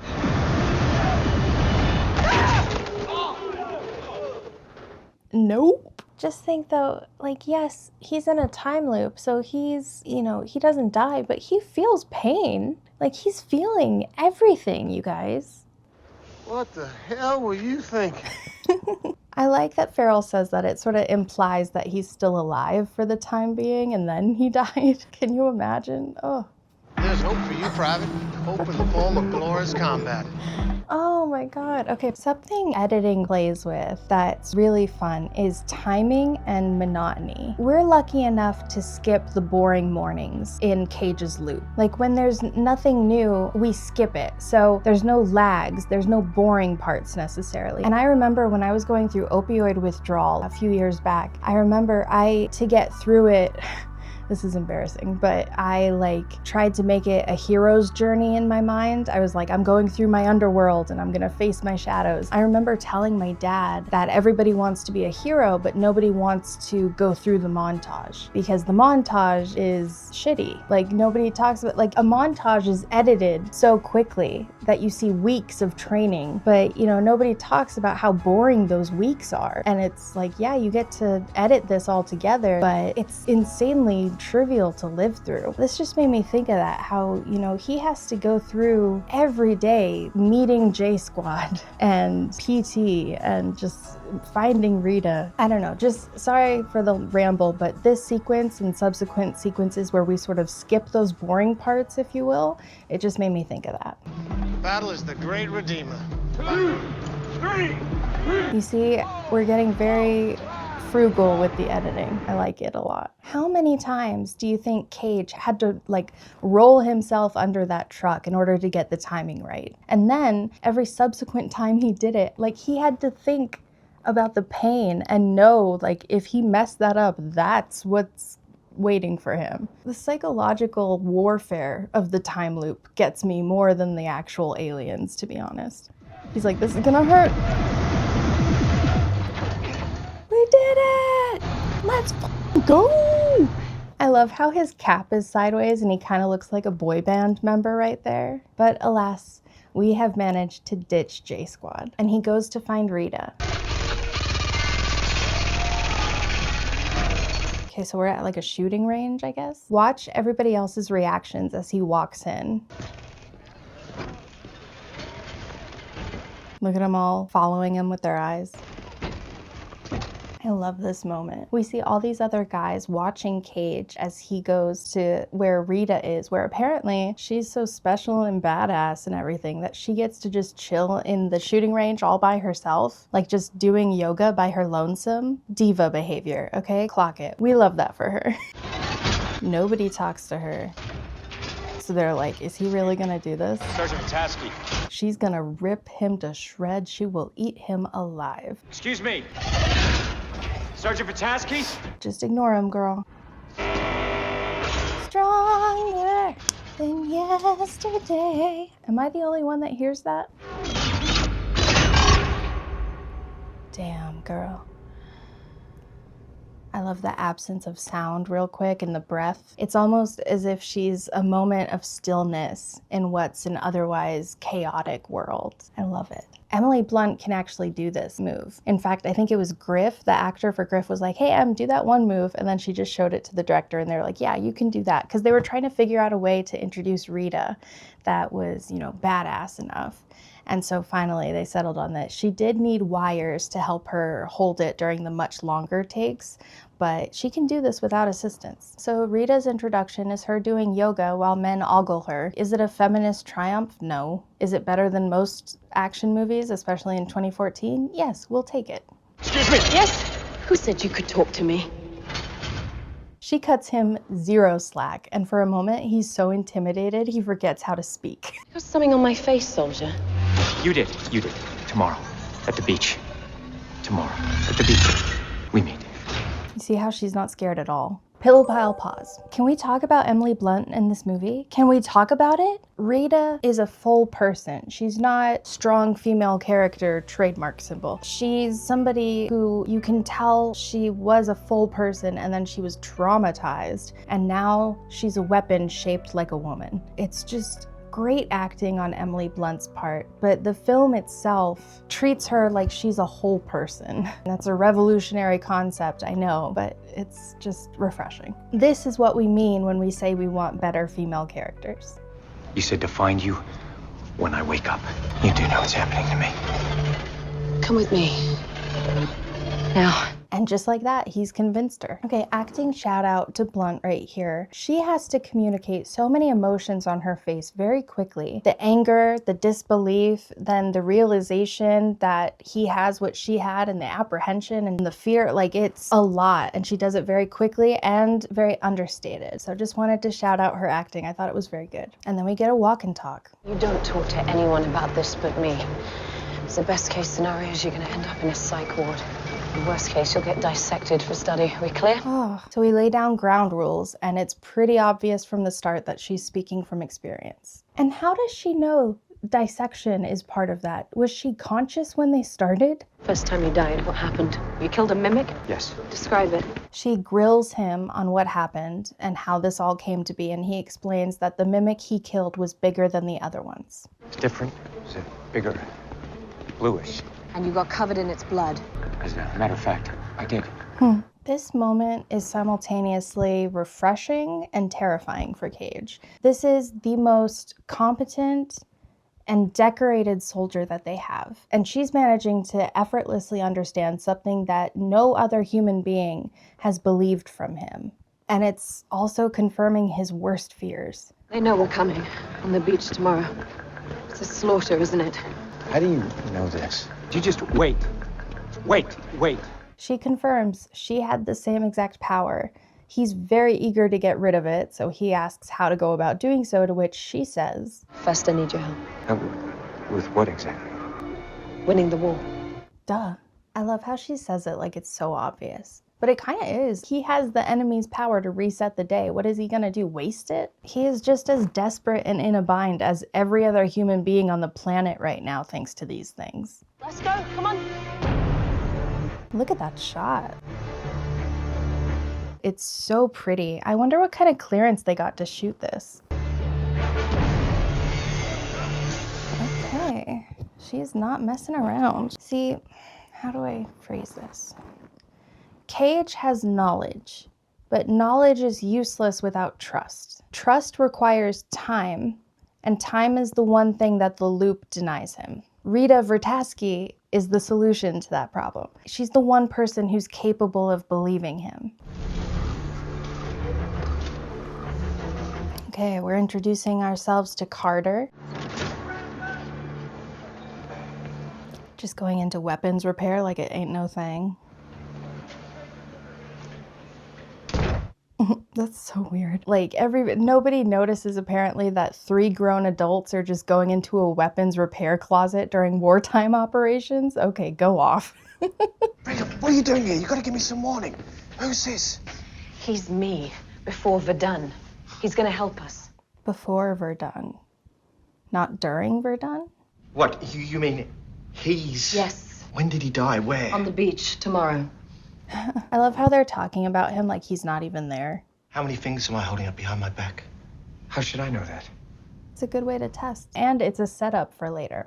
Okay, so this is the first time we've had this conversation. You should try this on him. What the hell is that? It doesn't work. Get that away from me. We just introduced a plot device and tossed it away. Anytime, you know, when a character calls attention to a prop, you know it's gonna come back later. If it doesn't, the audience is usually annoyed. They're like, well, what about that one necklace they kept showing? You know, that was a bad example, but... No one understands mimic biology better than him. So we learn he was an analyst who was really distinguished before Rita, but now... Well, I mean, I was until I met Rita, and now I'm just a mechanic with psychiatric delusions. I do too many finger quotes as well. Love that that's just under a sheet. I have stuff like that under sheets in my garage. I'm just kidding. That's where the bodies are. First of all, you're not fighting an army. You have to think of this as a single organism. Yes, that's what I was thinking. It's like an ecosystem, but like of a yeah, I'm not smart enough for this. They're like its central nervous system. Yeah, nervous, thank you. I think mimics are so fascinating as a concept. What if time itself were an organism's immune response? The light novel actually has an explanation for the mimics. They're terraforming organisms that were engineered by an advanced civilization. Their adaptability, as well as their time managing ability and reset, is built into their DNA. Which leads me to wonder what happens in the somewhat near future when the actual colonizer arrives. Is that perhaps what we will get in Edge of Tomorrow 2? If there even is one. It's stuck in development hell right now, so who knows? The brain, it controls them all. And this is the Omega. Yeah, question. How do they have visuals of what the Omega looks like? Just from her visions? I have questions. And the Omega has the ability to control time. They explain how the mimics function as one organism, essentially. It experiences time as management, perpetual, anxious management of every possible outcome, which is not too dissimilar from what Cage is going through. But every battle, the mimics are learning. So they're not so much attacking as training to win. Whenever an alpha is killed, an automatic response is triggered. You see, this time it can remember what's going to happen just like you do. See, that's the real power. It knows exactly what we're going to do before we're going to do it. And an enemy that knows the future can't lose. That's ominous. An enemy that knows the future can't lose. How do you even begin to conquer a threat like that? The hopelessness you'd be facing would just be, like, astronomical. But if that's true, how did you win it or done? We were allowed to win. Ew. This thing wants us to believe we can win. It wants us to throw everything we have into the invasion. That's so smart. See, they want us to throw everything we have at it so that we waste all of our good people and our resources. So then once everyone's gone, what's gonna stop them from conquering and terraforming the rest of the planet? Nothing. That's gross. Operation Downfall isn't our end game. It's the enemy's. Oh gosh. Okay, as if it wasn't creepy enough. What? You're telling me not only do these chuckle fucks have the ability to manipulate time, but they're manipulating our emotions as well? Et tu, Brute? This is no. The thing you've got to understand is this is a perfectly evolved, world-conquering organism. For all we know, there are thousands, millions of those asteroids floating around in the cosmos like a virus. Oh my god. Ugh. I don't understand why you gotta terraform our planet, dude. For real. Go somewhere uninhabited and have at it. But that's not what they're made for. Mimics are inherently conquerors. But in all seriousness, having an enemy that can manipulate time, but also like your thought processes or process, like, that all the way off. No, thank you. And there'll be nothing to stop the mimics from conquering the rest of the world, unless you change the outcome. I think the way she says that line is interesting. It's very dramatic, but I'm not mad at it. You can like feel her eagerness there. She understands the enormous pressure that Cage is under. She's been in the loop. She's lived it. She knows better than anyone what he's up against. Anyway, Cage is confused, but they tell him he basically entered the mimic's immune system when he had the blood all over him, and now he has the power to reset the day. How's that even possible? Exactly. Perhaps this organism's only vulnerability, its only vulnerability, is humanity. Regardless of that. Regardless of that bullshit. I love this poetic answer to justify that the science behind this is dubious at best. Don't worry about that. So I'm resetting the day? For now. How do I control it? You have to die. It's like I have good news and bad news. Every day. Until the Omega's destroyed. Just that. No big deal. What? Oh. He's realizing there's no easy way out of this. Look at his face. He's absolutely horrified. He's finding out in real time this isn't a fluke, and he has some actual responsibility now. With great power. I love how we see like his confusion and the apprehension. So they say that good actors can act a performance and great actors can sell a performance. Let's just get this out of the way once and for all. Tom Cruise is a Scientologist. That's public record. Some people can't separate the art from the artist. I'm not here to tell you how to feel about that or how to feel about anything, frankly. What I am gonna do is discuss what's happening on screen in the film. And what he's doing is giving a performance which required genuine commitment and emotional vulnerability. I think you can hold both truths at once. The person is complicated, the performance is excellent. They both can be true. He's like, I have to get out of this somehow. First of all, this is a terrific presentation. Terrific. And just when you think there's gonna be a breakthrough, he devolves back into his PR personality for a second. I know the general. Oh. We should take this to him. He's not really listening. Are we talking about General Brigham? The general he tried to blackmail in the beginning? Does Cage seriously think that man would listen to a single word he had to say? But then Rita reminds him. I went to see the General Cage any number of times. Psych ward, dissection, remember? Again, how does she know she was dissected unless she was conscious while it was happening? I have so many questions. What are you expecting from me? Have you seen anything strange? Is he shitting me? Visions. Visions. Have you seen any visions like that? So this is good for storytelling. They're discussing the visions he's gonna be having, so that sets it up for later, but it makes us feel dread, like, oh no, we know what's coming. The Omega senses when it's losing control of its power. Even now, it's mentally searching to find you. When it's close to finding you, you will start having visions. That is a whole other layer of grossness. What? So it's gonna be looking for him? It's gonna be trying to find him? You mean eventually the Omega's gonna have visions of him? No, Omega, you hang up.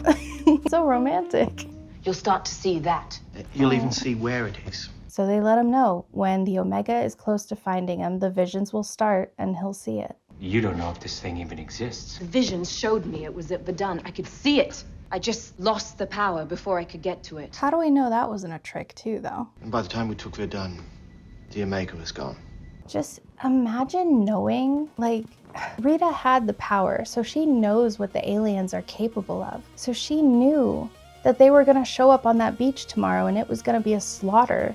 Because even if they managed, like, if they did not win the first time, they were done for. And there's no way humanity is ever gonna win the first time. Sorry, I shouldn't say that, but you know I'm right. Rita knew, even without Cage telling her, that the mimics know they're coming. It's gonna be a slaughter. And she chooses to go into battle anyway. I'm just in awe of this woman. She's one tough, heroic son of a bitch. So all I have to do is wait to have these visions and then tell you where this Omega thing is. No, Cage, you're gonna get me there. Ooh. And I'm gonna kill it. Ooh, the way she said that. I'm not even trained for combat. This is a good cut. See, the editing is so fun. Okay. I call bullshit. How is she not terrified of being shot right now? Reload. This entire shooting gallery just makes no sense to me, spatially. Here she is. And you see how we're seeing her do these stunts? God, is she glorious. Damn, girl, get it.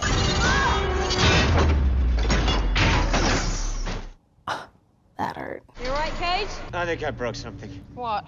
Everything. My back. The only thing I can feel in my lips. Humor is what makes the movie human. There's an interview where Tom Cruise mentions to Doug Liman, the director, how he was like Bugs Bunny and Wile E. Coyote, that's what the point is. How many ways can we knock him off his feet and how many ways can we kill him, basically? For audiences, a large amount of the appeal is seeing Cage, who begins the movie as this cowardly and unsympathetic jerk, getting repeatedly humiliated and pummeled, just dying over and over again. It does help a little bit that he's played by such a controversial actor. Now listen carefully. This is a very important rule. This is the only rule. You get injured on the field, you better make sure you die. Why? I think overall, I had a choice when I was making this video of what I wanted the time loop to be a metaphor for. And I think I settled on, I think time loops are metaphors for consciousness itself, and how we can sort of get stuck in our own loops until we learn to step outside of ourselves and our patterns. So Groundhog Day is ego death. And I think the reason why we love these stories is we don't get do-overs, but the character learns from mistakes that we can never fix. So we get to live vicariously through their second chance. Basically what I'm saying is time loops are wish fulfillment for people who feel like they've fucked up.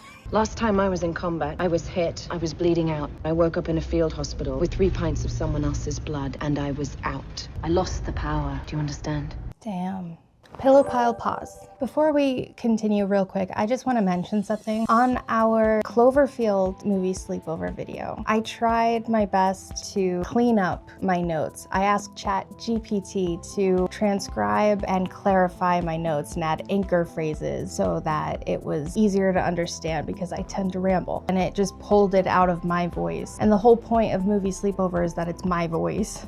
And you know, it's candid, and even though there is some pre-recorded commentary, that they're my thoughts and my perspective. And so I just wanted to let you guys know I heard your feedback, and I just want to say thank you to everybody who pointed it out so kindly. And even if you didn't point it out kindly, I just want to say thank you for helping me grow. My notes might not be as clear, but they'll be mine, and I want to thank you for sticking with me. I've been doing this for a few videos already, but I'll be linking my sources in the description and any videos I like that might have influenced me, just so you can see what I'm pulling from versus what I'm bringing to it. Which leads us to the point of all of this in this pillow pile pause. What loop are you in right now? For me, the loop was not trusting my voice. And so I just want to thank you guys for helping me realize I was stuck in a loop and for helping me break out of it. So comment right now, what loop are you in? And are you becoming someone who can break it? Trivia time. Why do audiences tend to enjoy learning loops like the one in Edge of Tomorrow? Is it because A, they remove tension, B, they mirror how we learn in real life, C, they make the movie longer, or D, they're easier to film? The answer is B. It's basically accelerated growth. We watch someone fail, adjust, and improve faster than we ever could. So it's really satisfying, especially for audiences who like to live vicariously through the characters. And with that, back to the movie. I think we better start over, don't you? What? Guys, I'm 80% sure they just reused this shot of her, like, shooting him over and over. It looks identical, but we are stuck in a time loop, so maybe it's a conscious choice, who knows? Full Metal Bitch. She shoots him, he wakes up, but the editing starts having a little bit of fun here. We skip all of J Squad and we go back immediately to training. Skinny, you dumbass who's right next to you, you're telling me you don't know where that slipper son of a bitch went? No, Sarge! So when nobody can find Cage, Farrell makes everybody do 50 more push-ups, which is just icing on the cake for them, of course. It's just gonna build the resentment between them and Cage that much more. So it sets up the later scene where Griff and Kimmel do find him. Moving on, we get a few more comedic cuts and we get Cage trying to introduce himself as quickly as possible to Rita. No, wait, my name is Bill Cage.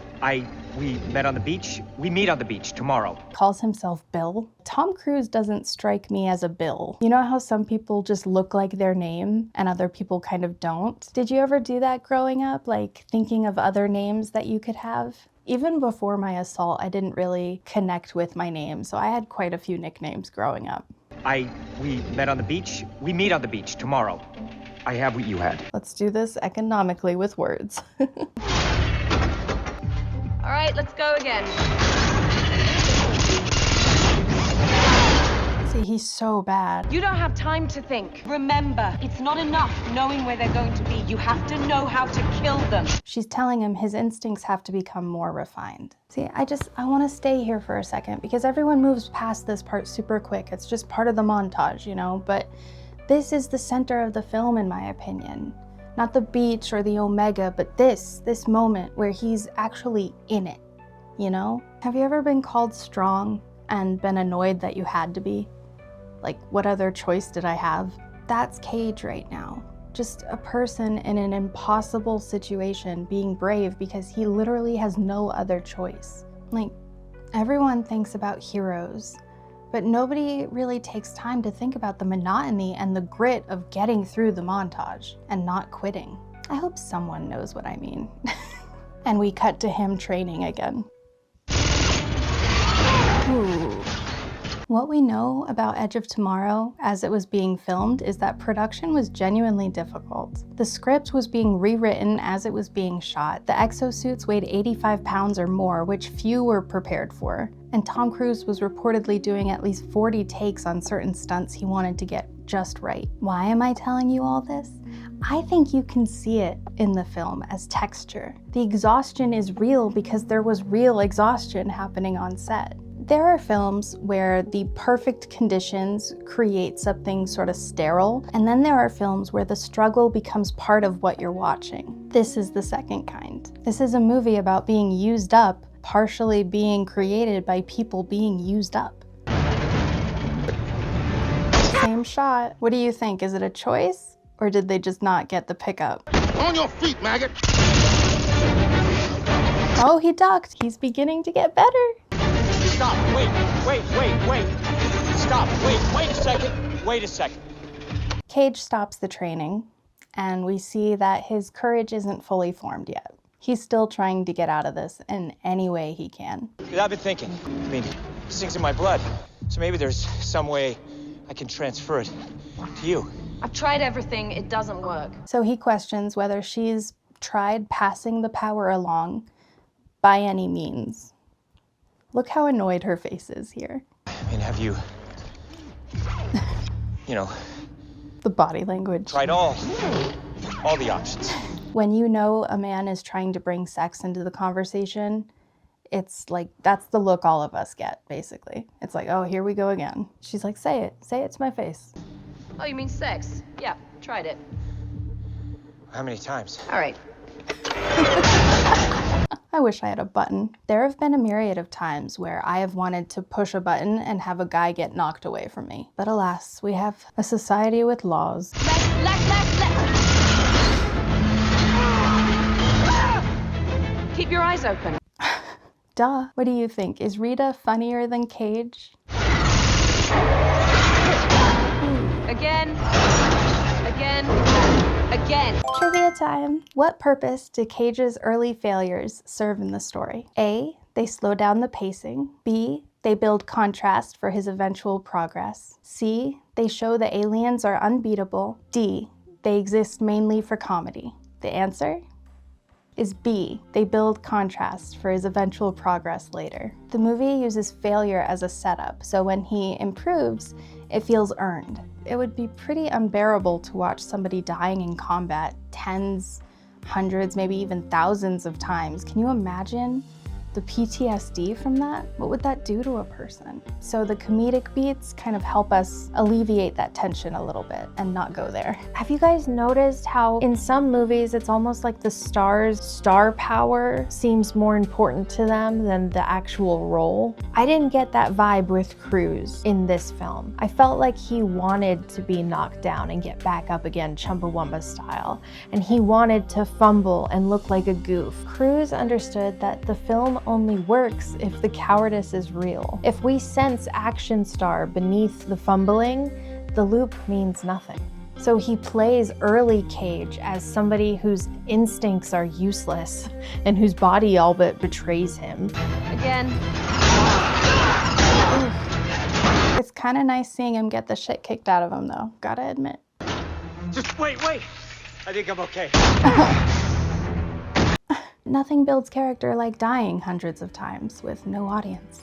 I feel like that's kind of what I've been going through behind the scenes with my depression and ADHD. Just 1,000 little deaths compiling into this show. But that's okay, I'm not hiding anymore. I've been equating low output with low value, and that's ableist bullshit that I've internalized. If you're also disabled or just burnt out by capitalism or hustle culture, I just want you to know that you are doing amazing, and your value is not dictated by how productive you are.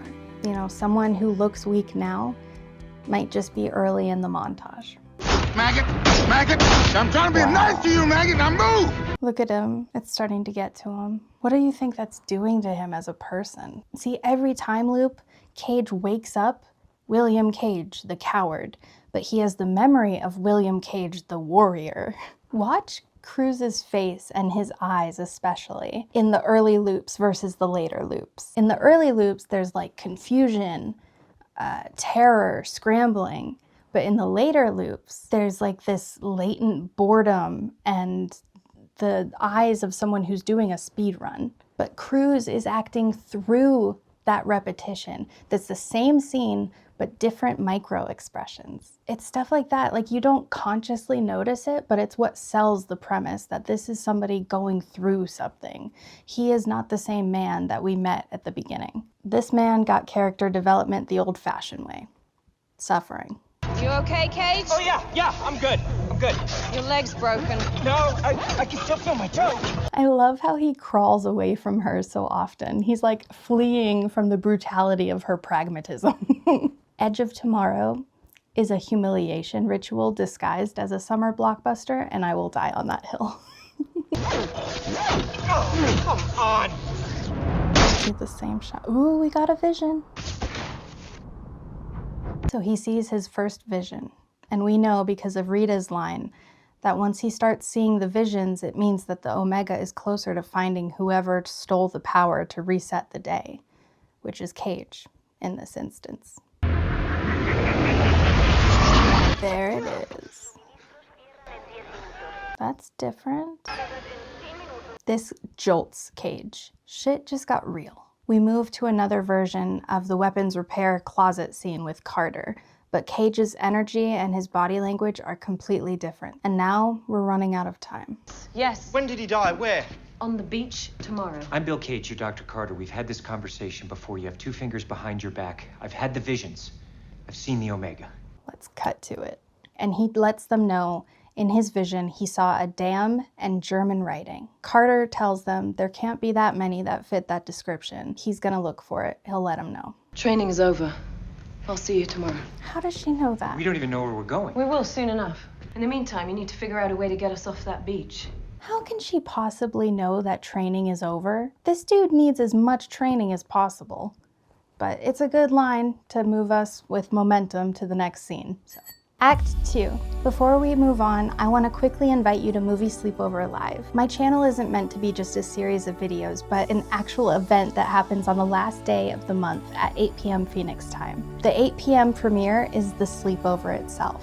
That's where the magic happens, and your voice would be a great addition to it. If you're neurodivergent like me and you like to multitask while watching movies, you'll love it. We basically talk and watch the video, and it's where we vote for what we watch next. Right now, the most we've had is 7 people at a time, but I'm hoping to break that record this month. You can chat, hang out with us, or you can just lurk while you fold laundry. Everyone is welcome at the sleepover. Quick shout out to Heirlooms, who posted this comment on one of our 6 Cents TikTok episodes. Thank you so much for sharing. I absolutely love reading stories like this. And if you want to be shouted out on a future episode of Movie Sleepover, go ahead and toss your comments in the pillow pile. Rules are in the description. Okay, back to the movie.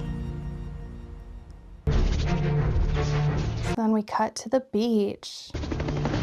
Ew, you can see them popping out of the sand. This is a nightmare. This is so nasty. Gosh, they're just 2 specks in this vast expanse. Ugh. These aliens are gross. They're like if anxiety had physical form. Just tentacles, speed, and no face to reason with. Which is to say they move in a way that makes your brain scream, that's wrong, before you can like catch up to articulate why. A+ creature design for something that's supposed to be like incomprehensible. Do you see how the 2014 digital effects, like they look good, they hold up, in my opinion. I think it's because they didn't overpopulate the frame. Yeah. Which way? Focus. Which way? I'm thinking. Okay. Oh, man!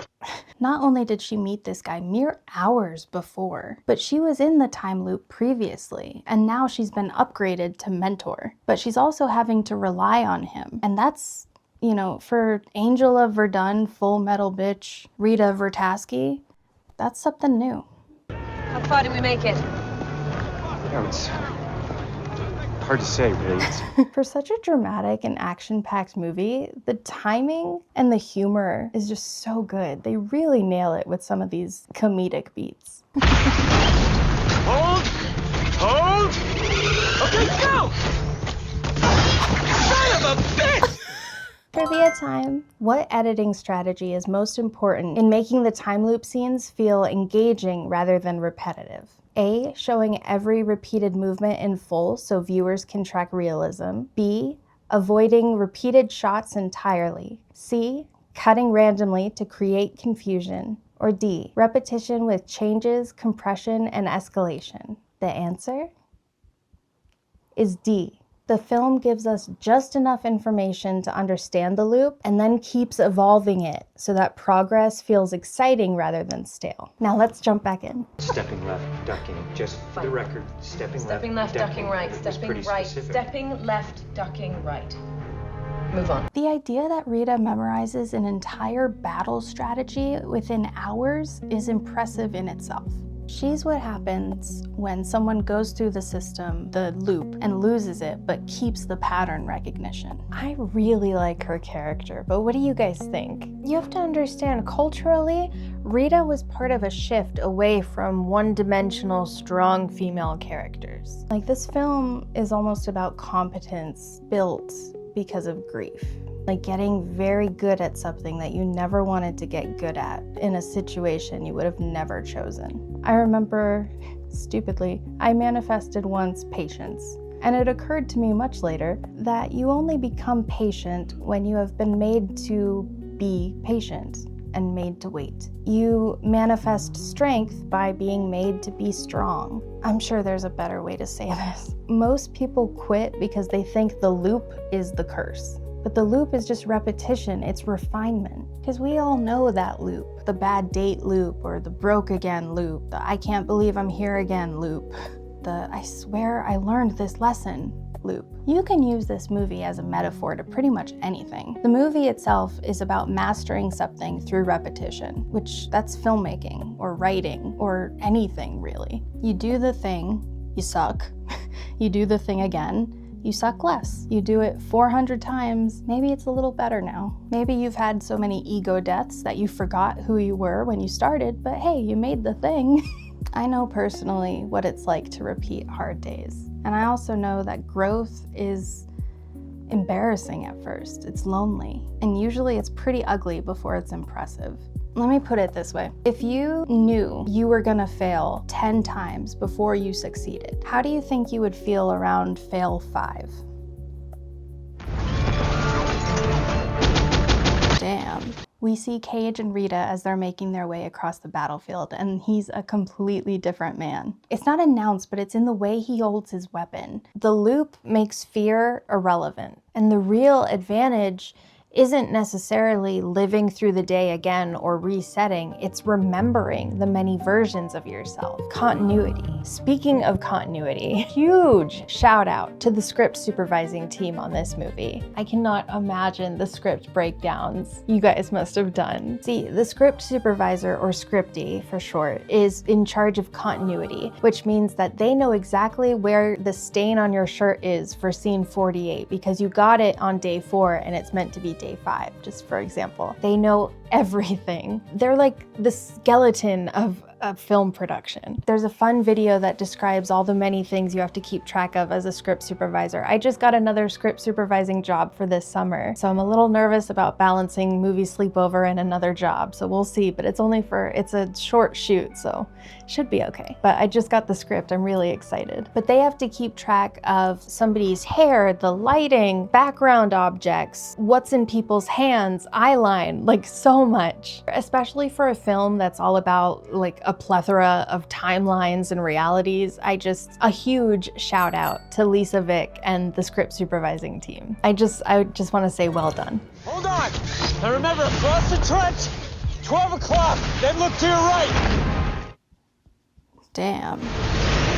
We get this montage of Rita's deaths and seeing Cage's reactions before he too gets killed. And it's just devastating.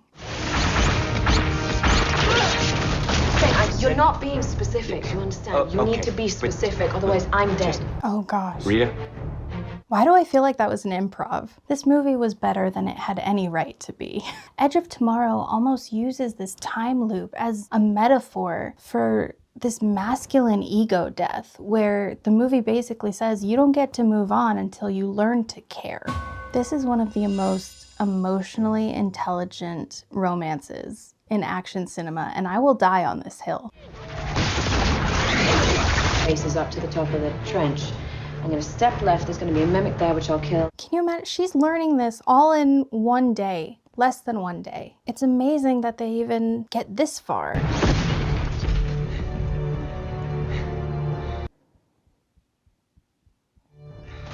Did you see it? Did you see the look? He's beginning to feel the weight of losing her. I mean, he's watched her die so many times and he's starting to get attached, whether he wanted to or not. Their connection resets every time he does, but his attachment doesn't. The scene where he witnesses her death for what's probably like the 50th time and he just stops. Have you ever loved someone and not been able to save them from something? It's a cruel pain. I'm gonna duck at the top of that trench and then I'm gonna turn left. God, she's so capable. It's like, damn, I'm attracted to Rita. I want to be Rita. This could just be a me thing. I'm really attracted to competence. Are you guys? Do you know what I'm talking about? It just really bothers me how modern culture is filled with situations where the least qualified person gets the promotion. Meanwhile, the person who actually gets shit done is in that position for the long haul because they're too valuable to move up. Which makes me wonder, how many times have you died this year? Relationships that fell by the wayside, or jobs that you kind of feel dead in already, or versions of yourself that don't really fit anymore. What if the life you hate is just a loop you haven't figured out how to break out of yet? What if none of it was failure, but they're just resets? I did not choose this movie this month. It diagnosed me. See, there's a version of Movie Sleepover that I haven't figured out how to make yet. It exists in my head, and every month I get closer to it. I don't know if I'll ever fully arrive, but I think the gap between where it is and where it's going is where the interesting stuff lives. I don't know what this becomes. I know what it looks like from the inside. It feels like something I was meant to build, like that weirdo in Field of Dreams, which I know sounds unhinged, but anyway, here's episode 9. Have I got something on my face?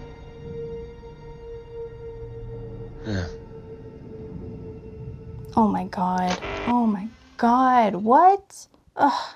So not only is this line a callback, but just his reaction, like his look of sorrow and dread and loneliness and just, dear God. It's like she can almost feel that he's falling in love with her, but she has no idea what to do with it. I feel like she knows what's going on there. She can feel it, I think. Women's intuition, you know what I mean? What do you think? Do you think part of her knows that he's falling for her, or is she just trying to keep that completely out of her head? I mean, she's only known him a day. So we see that Cage wins when he listens, learns, adapts, takes guidance from a woman without collapsing, and keeps showing up. Kate!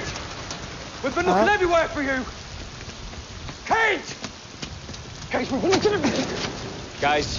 Not in the mood. We get this quick scene showing how in tune Cage has become. Guys, can we just not do this today? Look how beleaguered he looks. I don't know.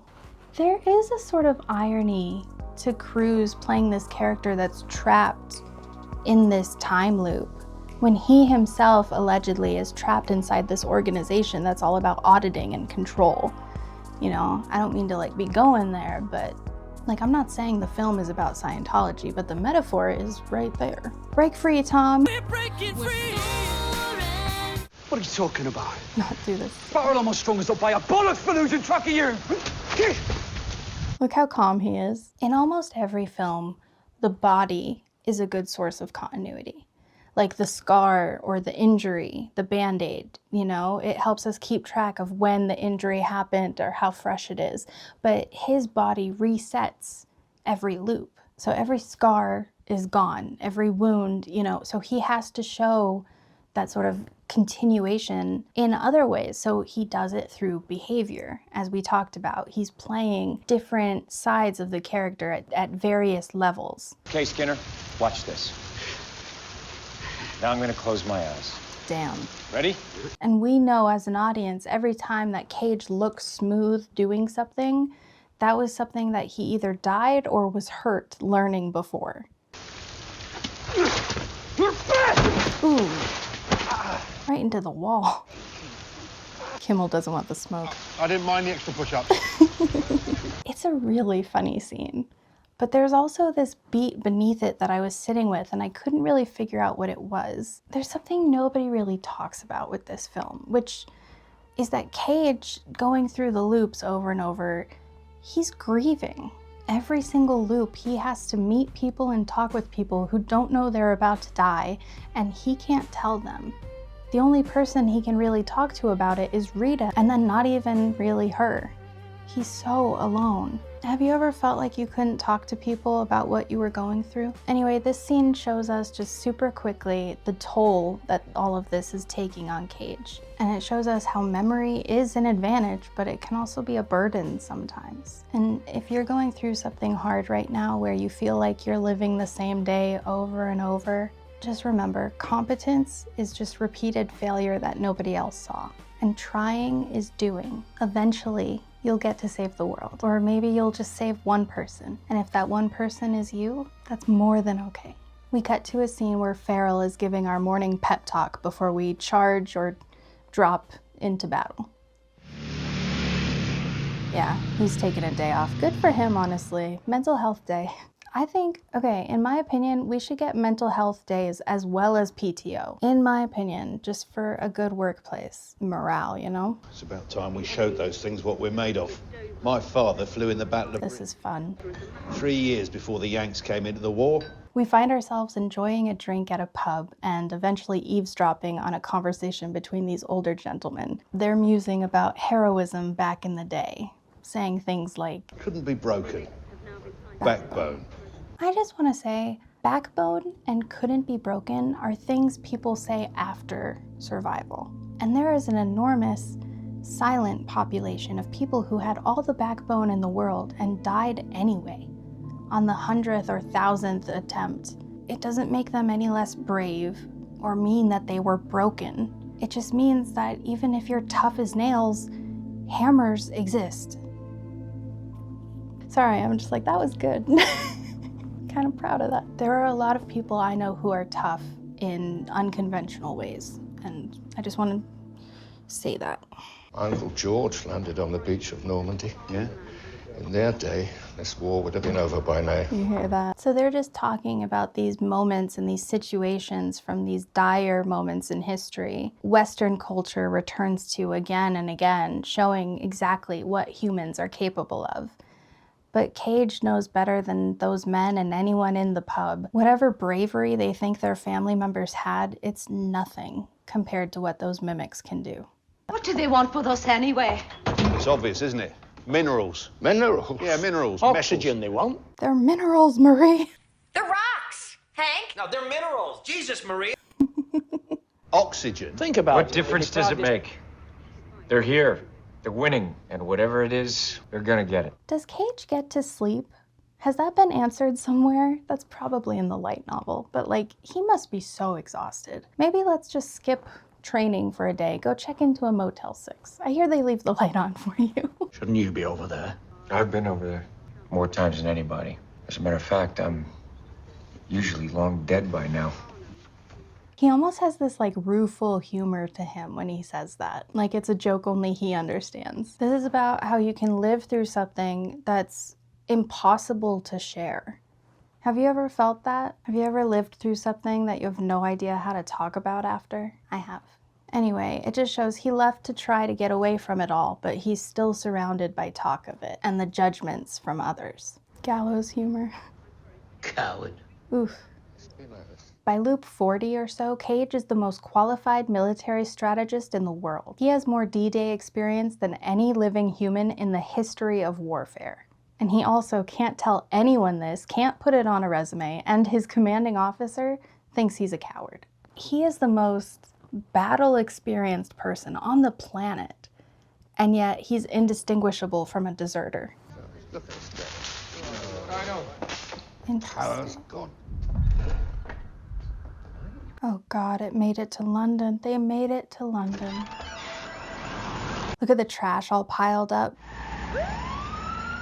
Because all the able-bodied workers are at the war. And you see Cage's expression. It's just another moment of sheer dread as Cage realizes this isn't something he can ignore or run from. This is gonna completely decimate humanity if he doesn't get his shit together, and soon.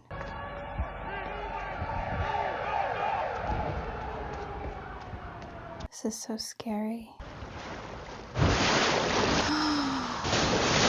Oh my God.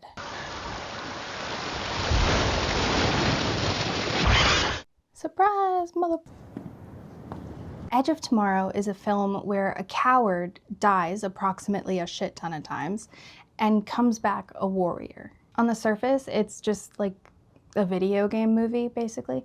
But underneath, it's one of the more honest films about what it takes to actually get good at something, which it turns out is just fail repeatedly in high stakes with no credit until eventually you stop failing. Hollywood has historically compressed this into the montage, but this film makes you live it as one drawn-out loop, and somehow it's actually good.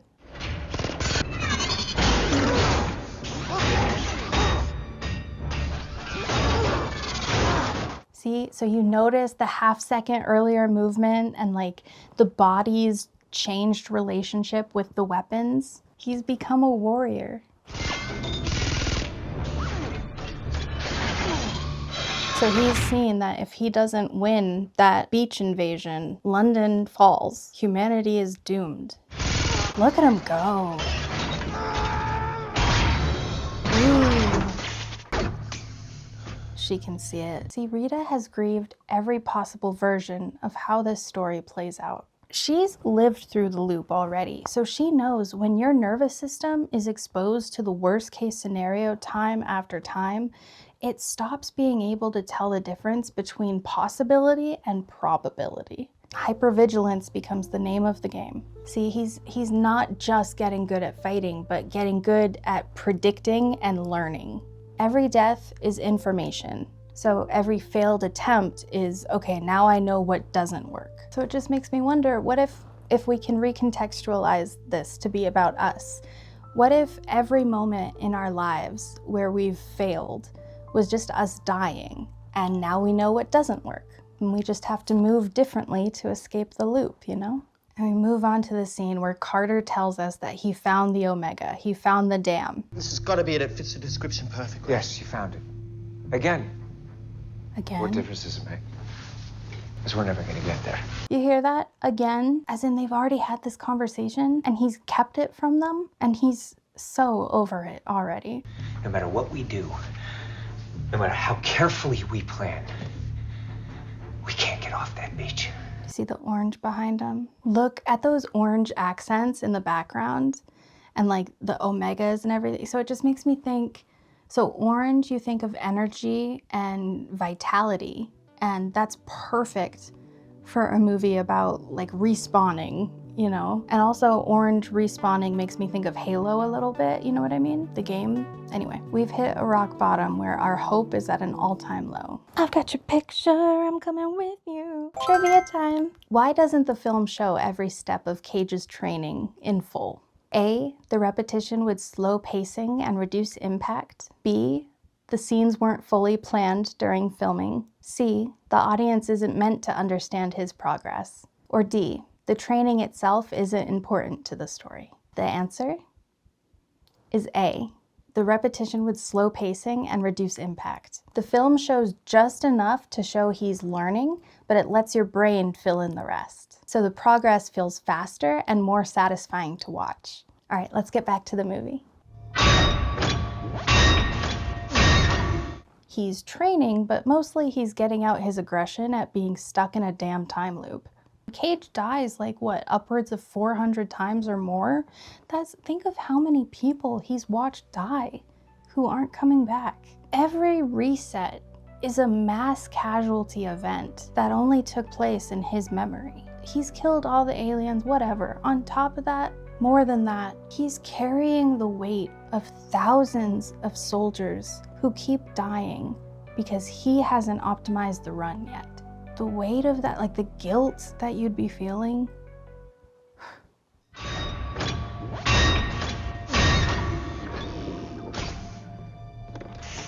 She tells him, "You can do this. You can. You keep coming here every day and I'll train you." You already have. That was such a good line in the trailers. It's a perfect soundbite to give to someone who has no idea what the movie's about, don't you think? Look at him go, all twirling and fighting. Working 9 to 5. You see how wide that shot is? This film is all but bragging about its stunt work, and it's kind of cute, you guys. Ooh, fun. We cut to a quick sequence of Rita and Cage just absolutely dominating on the beach, and we see that Cage is a completely different man. As an audience, we understand that every time he anticipates something, he's like lived through the consequences of not anticipating it. This is the movie version of you don't see the iceberg beneath the water, you know? Like, there's so much that goes into it. The confidence and the skill and the quick decisions, all built on a foundation of repeated failure that's invisible to everybody else. It's a really good metaphor for acquiring skills in any area. But think about that. He's playing 3 different Cages. There's the terrified coward Cage, there's the trainee Cage, and then there's warrior Cage. And he has to play all of those convincingly in the right order when they probably didn't even shoot the movie in order. So it's a lot to keep track of.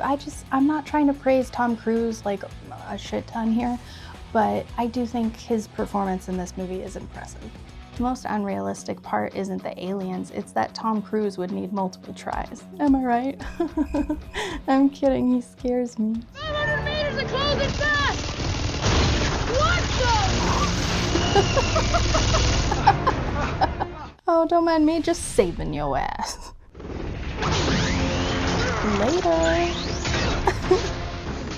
Okay, do you see how they move in tandem and get shit done? God, this movie understands that respect is so much sexier than flirting. What's next? Straight shot. Up the hill. God, the editing is so good in this movie, you guys. It's one of the rare movies that trusts the audience's intelligence enough to not over-explain at certain parts, which in the age of Netflix and scrolling while you watch is really refreshing. And it's becoming increasingly rare. So yeah, we don't know how many times he's been on this beach, but we can surmise just from his behavior that this is a changed man. Hey, Sarge, the new guy. What's his name again? I think he figured out how to turn his safety off. Try to remember that we as an audience have been privy to Cage's transformation, but J-Squad has not. All they knew about this dude was that he was a wannabe deserter and they're supposed to keep him in check. How's that going for you, J-Squad? This is mirroring real life right here, because until you do something that breaks you out of your loop, people will see and expect the same from you as same old you know? Pillow pile pause. I'm f***ing a little bit with the fourth wall here, and it might mess with the multiverse, but for my own pleasure, entertainment, and edification, I'm wanting to ask and go there. So we're gonna roll with the impulse. So Cage stops fearing embarrassment and pain and death the way a lot of people stop fearing stuff after they get enough exposure. And then eventually repeated failure just starts becoming information. Back in 2024, I was terrified to film myself. I literally have a clip of me like beginning to record and crying because I was so scared. And in 2026, I'm filming this video for my YouTube channel. What happened in the meantime to make me so much more confident? I went through my own exposure therapy where I had a medication reaction mess with my brain chemistry so much that I started experiencing manic psychosis intermittently throughout the course of an entire year. It got so weird and so bad. It completely broke me out of my loop in that I was making decisions I would have never made had I been in my normal headspace. I embarrassed myself so thoroughly online that I no longer fear embarrassment at all. I realized that embarrassment is a human emotion and you can transcend it. So I stopped letting it hold me back. I broke my loop, and now I'm here talking to you fine people. Don't get me wrong, I still am scared. I am disabled, so there's a lot of stuff I am not able to do with my channel that other able-bodied people are. And I thought about it, and I think what's coming, I think people are gonna get tired of perfectly curated content. And I think they're gonna want mess and want to watch creators figuring it out. When that shift happens, I think there will be people who have been authentic, and they'll be there to capitalize and leverage it in their favor. And those who've been performing will have to start all over again. As for me, I don't know if I'm right, but I'm betting on mess. Previously, I was talking about how with our Cloverfield episode, I used ChatGPT to transcribe and clarify my notes because I was trying to be clearer so my ideas shined through. I think part of me was trying to perform being impressive, but I realize I don't need you guys to think I'm impressive. I want to be present, and I don't need 1 million subscribers. I value impact over influence, if that makes sense. I would much rather have 7 people who go hard for Movie Sleepover than 1 million who kind of care about it. What I want most of all is just to be heard and listened to when I say that we're gonna be okay. You are gonna be okay. And not in the toxic positivity, everything happens for a reason kind of way, but in the like, you've survived every bad day you've had so far kind of okay. And the you're learning even when it's messy kind of okay. You're allowed to be a work in progress, and you're allowed to not have it figured out. You should feel free to be complicated and contradictory and still deserving of good things, because you are. I know that was a lot of talking. So let's get back to the movie, shall we? That thing does not look structurally sound. So we finally make it past the beach to the camper park, where Cage, as they're waiting in the grass to go, Cage explains to Rita that there's always an ambush waiting for them as soon as they start a car. He says there's 2 that they haven't tried yet. So I'll head for the SUV, draw the mimics to me. You go for the minivan. You get it started, just go, take off. Do not wait for me. He reminds her. Okay. Well, just don't forget to disconnect "Hold the up." caravan before you take off. You are going to be in a hurry. You don't want any dead weight. Anyone who's seen a lot of movies will tell you if they mention something specific, you know it's going to be important later. So the fact that he even said anything about the trailer, the caravan, whatever you want to call it, it tells us that that's going to be important. Something Emily Blunt liked to do behind the scenes that she said is she loved pushing Tom Cruise over in the exosuit, because once you were on your back, you were basically like a turtle. Like you needed help up. So she said that something she loved doing was she would just give a gentle push to Tom and he'd be like, oh, no. I can't believe you've done this. Oop, here we go. Look at this wide shot. See, it's simple, but it's gorgeous. Damn, son. Look at him move. Okay, guys, try to remember these exosuits weighed more than 85 pounds, sometimes more than that. Oh my God. Yeah, they had wires helping them, but Emily Blunt, you goddess of yoga moves and badassery, how are you moving that fast? This lady's not human, you guys. This movie's about aliens, but it's not who you think. Okay, what are those mimics doing back there that they're not waking up? So Rita gets the minivan going, and Cage, seeing that the mimics are inbound, jumps inside. The radio's like, lock your doors. Meanwhile.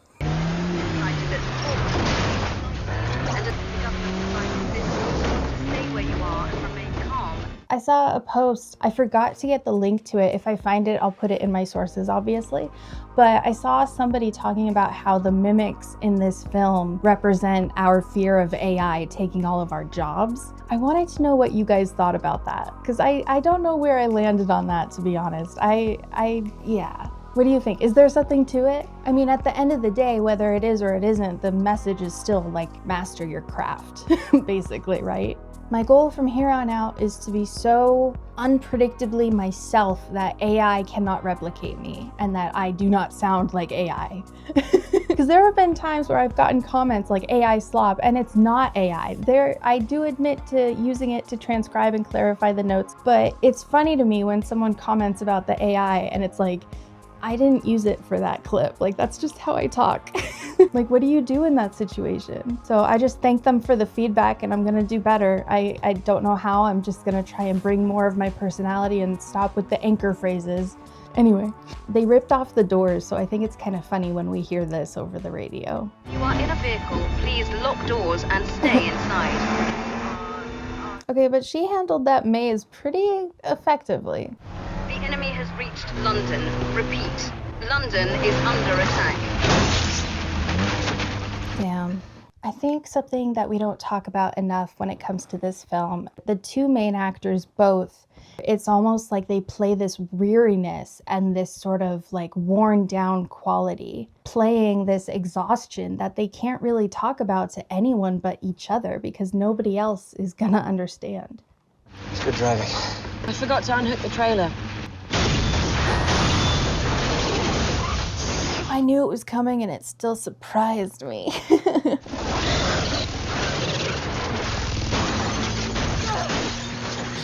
Oh my God. Are there two in there? What were they doing in there? Scandalous.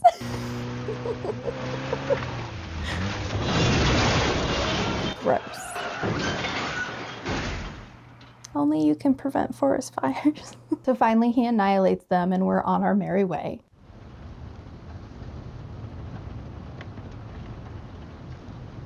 Can you imagine driving up next to this minivan? The doors have been flung off and the glass is cracked and there's two soldiers in exosuits just calmly having a conversation as they drive. Can you imagine? I mean, I guess you have bigger concerns given the alien invasion and all. You don't talk much. Not a fan. Why do you think that is, Cage? Talking? Not a fan of talking, no. I love this scene between them. Watch her face. It's almost like she's trying to be stoic, and I don't know if it's because of what they were joking about behind the scenes, we'll talk about that in a minute, or if it's just part of like her character right here. You know, you eventually do talk to me. It's usually around Lyon. You tell me about the time you went there with your family. Your brother got lost. She doesn't even want to give him an inch. Never been to Lyon. But dude, of course she's cold to him. He knows things about her he shouldn't know. That's violating. Think about that. Tell me your middle name. Peyton. You can tell that was a guess. It's smart though. He's baiting her. I think she knows though. That's not my middle name. He's like, it was worth a try. The real reason she smiles right there is because he brought up Peyton. Peyton is like a valley girl that Emily Blunt would bring out whenever they like needed a laugh. That was an example of Peyton. So when he incorporated it into the script is probably why she has a faint little... Find your brother in the arcade, by the way. Well, maybe I made it all up just to keep you quiet. I imagine the many times that Rita went through the loop. She experienced grief and sort of being run down like Cage is right now. So she understands it. But more than that, I think I understand to an extent her not really wanting to get to know him right here. I mean, it's just another person she's gonna have to lose. But you do talk to me. Cage, I do not need to get to know you. And if you knew what was good for you, you wouldn't want to get to know me either. It's the only way you make it through this thing. We all know the story of Groundhog Day and time loops in general, but nobody talks about how it would feel to get knocked out of your time loop before accomplishing your goal. That's what Rita's reality is. The time loop movies, they usually wrap up by the character learning their lesson and, you know, the character development and, you know, getting the girl, blah, blah, blah. But I don't know, dude, just losing like she had her entire story derailed. So to me, I mean, it feels less her being cold and more just straight up grief avoidance. Like, I don't want to get to know this guy. I might lose him eventually. F that. I get that. About Hendrix, you get to know him? How do you know that name? You did not. He brings up the name Hendrix, and it's clearly a sore spot. That's not possible. Then how do I know his name? When did I mention him? Under what circumstance? Is he why you won't talk to me? I can understand her not wanting to get to know Cage. She's sort of like, if we don't become a thing, then I'm not gonna get hurt again. Have you guys ever done that where you sort of pushed someone away or pushed something away and blamed it on like timing or distance, but really like you just didn't want to feel how it felt to potentially be hurt? Or is that just a me thing? Don't ever mention his name again. Why are you?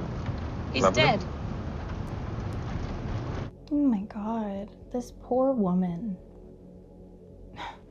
She's probably lost every person she's cared about and had to watch them die so many times while she resets. Just imagine the grief of that. She's lost so many people. And I watched him die 300 times, and I remember every detail. I remember everything, so I don't need to talk about it. Oh gosh, do you hear that? Oh, this woman is hounded by loss, but like she's just trying to finish the mission. That's all she has capacity for right now. We realize just like Cage is having a hard time watching Rita die over and over, so too did she with Hendrix. And then we get one of the truest moments in the movie. Sorry. It's just war. Wow, it's war. It reminds me of this quote. Forgive me, I don't know where it's from. I think it might have been for the behind the scenes of Saving Private Ryan, because I think they mention the smell in the movie. But anyway, he says, until you've been there and smelled the smell of war, you can't comprehend it. And you can live a dozen lifetimes, but you will never understand it. But imagine that, like, she didn't know that was gonna be her last loop. You know what I'm saying? Like, she didn't know she was gonna get a blood transfusion and be out. So she watched him die that last time and probably was like, okay, I need to fix that. That can't happen again. Only to find out, like, she can never fix it. It's what happened. Like, yeah, I wouldn't want to talk about it. But in my experience, the things I don't want to talk about in therapy are usually the ones that I feel best after talking about them. That's just me, though. Like, I notice that the days I don't want to go to therapy are usually the days I need to go. Let's learn way too much about Lily today. So we ran out of gas.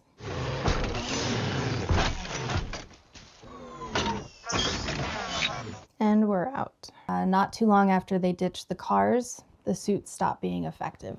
We get this shot. Ooh, holy hell, do you see this shot? Look at it, it's all heroic and shiny and just, ooh, so good looking. Oh my gosh. Partly to show that he has to go on without the armor, but also partly because they spent a shit ton of money on making props that complex, and the audience deserves a good look at it.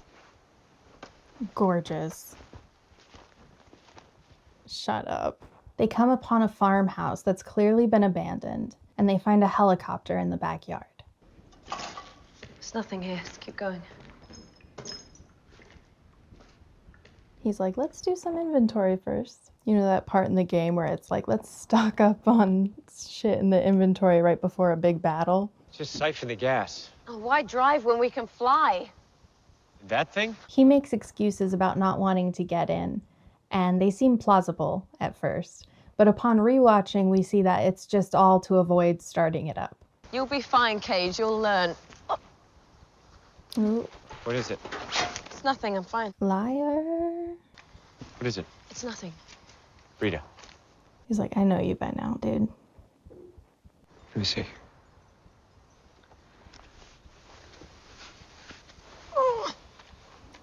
He notices she's hurt and eventually convinces her to let him help her. Cut to this tender moment between them.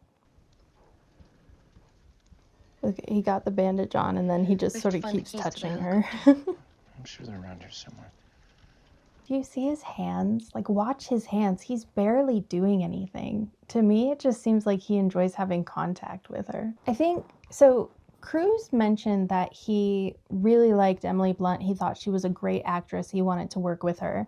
But it's really fortunate that they had good chemistry, because that's not always the case, and really worked out in this instance. Let's just say we find the keys, you know? Get that helicopter started. We don't have our jackets or ammunition.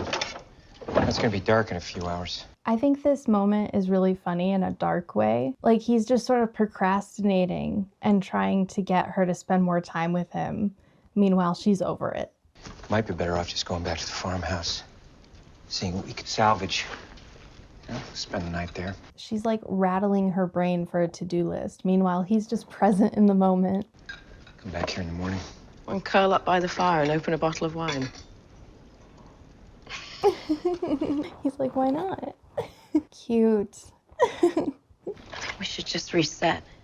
Whoa! It's a dead end. Hey, just... If it's all the same to you, I'm tired, I'm in pain, I'd rather just start fresh. I have to wonder, you guys, like, if she shoots him, does it just go black and she never, like, it's just game over? Or is she just continuing to live in some alternate reality where she's just at this farmhouse with a dead body now, chilling, like Weekend at Bernie's Alien Invasion edition? Take a few minutes.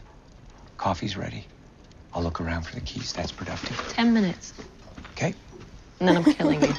But yeah, I get it. If you're injured and you know you could do better if you were given another go at it, why not just shoot him? Like, it makes sense. I get it. Or at least it makes sense to her. I can't believe you found coffee. Thank you. The wonders never cease. So you guys know I'm a geek when it comes to rewatchability, and the rewatchability for this scene and pretty much this entire movie is insane. You catch different things every time you watch it, just like Cage living the loop. I think some movies win opening weekend, and movies like this win the rewatches. They're taking a break from the loop, they're having coffee, they're almost flirting, and you can see him memorizing this. Every detail, because he knows he's going to lose it. So he's almost like preparing grief in advance. Uh-oh. Sugar, right? Yeah. Aww. In my opinion, this is a scene, so Doug Liman really has a gift for finding the intimacy within the action genre. He did it with Mr. and Mrs. Smith, and I think he did it right here as well. Like, it's really shining through. Thank you. Hold on. 3. You like 3. Uh-oh. Yeah, you know what you did. And that was the moment he knew he f***ed up. There's a shirt over there. Should be your size. See, she knows, and he spots her expression, and he's like, damn it, I gave myself away. The jig is up. He's falling in love with her over hundreds of loops, spending weeks with her from his point of view. Like, he knows her coffee order, but she's meeting him for the first time. That asymmetry is fascinating, but also kind of like devastating. But it just makes me think, like, his feelings for her are maturing. And it makes me think about how I read this thing one time where it was like, you know you're in love with a woman when you stop thinking about what you want to do to her and you start thinking what you can do for her. I thought that was really nice, and it's just what this kind of made me think of. Look at her reaction. She feels gross now. How many times have we been here? She asks how many times they've been here together, and he refuses to answer. Where are the keys? Where are the goddamn keys? This is an interesting moment here. You can fly it, can't you? No. Well, yes. I mean, I can take off. I'm still working on my landing. They've been there enough times that he's proficient at flying the frickin' thing. What are we still doing here? You're wasting time. Rita. So now, even though he did it to try and just spend time with her and keep her safe, it now reads as an act of betrayal and weirdness. If you start that engine, you die. This is as far as you go. This moment kind of makes me want to cry. Have you ever been faced with what felt like an impossible task? No matter what I do. Oh, shit. This is as far as you ever make it. Oh. He's just not ready to lose her. There's a mimic buried 20 yards away. And it attacks when you start the engine. Get your weapon and get in the helicopter, Cage. There's more in the field back there. I think it's interesting that she's adamant that they start it. Only one of us ever makes it. Get in. The only thing we haven't tried is a version where you walk away. Just go back to the farmhouse. There's a cellar, there's food. You wait there till I get back. You'll be safe. He tells her, like, they haven't tried her just walking away yet. So they don't know. Maybe that's the secret to winning everything, is just having her not fight. But she's an Aries Venus if I ever saw one. She charges right into battle because what matters is the mission. I'm not walking away. You die here, right here. I can't save you. And if I go on and kill the Omega, you're dead forever. I mean, how would you feel if you were Rita? What would you respond to that? And how would you feel knowing your imminent mortality? Like, yikes. Why does it matter what happens to me? Girl, you know why. He's watched himself die. And he's felt it enough times that it no longer registers as the worst thing that happens to him. The worst thing is having to watch Rita die. But he doesn't say that. I wish I didn't know you, but I do. Oh, see, I love this because Emily Blunt does more with one look than some action actors, I won't name names, but more than they can do with 10 lines of dialogue, she can do with just a look. And this moment encapsulates that perfectly. It's such good character work.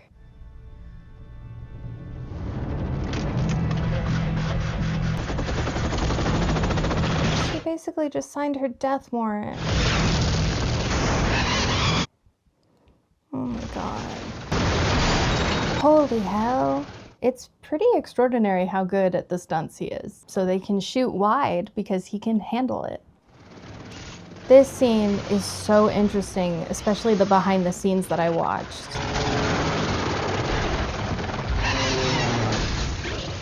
Just seeing that some of it was practical and he was actually dodging like an actual working contraption.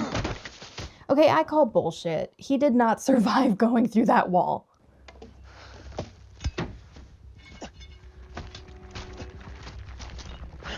I find this fascinating. So when this mimic is getting the "here's Johnny" treatment from the axe, it lets out these like electrical pulses almost.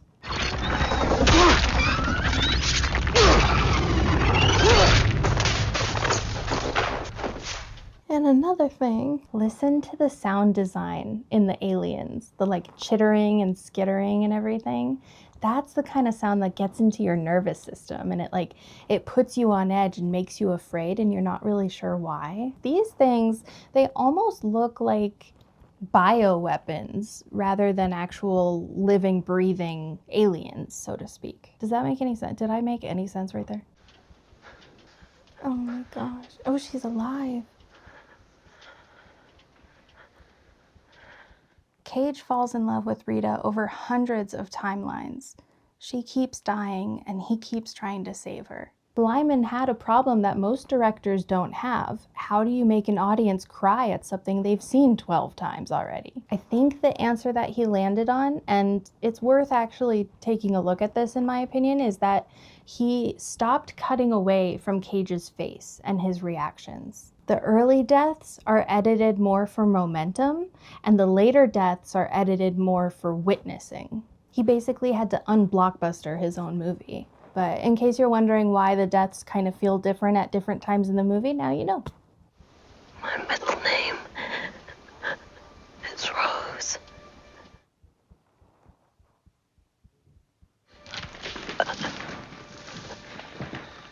This is where the movie earns its emotional core. And he's just waiting patiently as all those mimics come to kill him.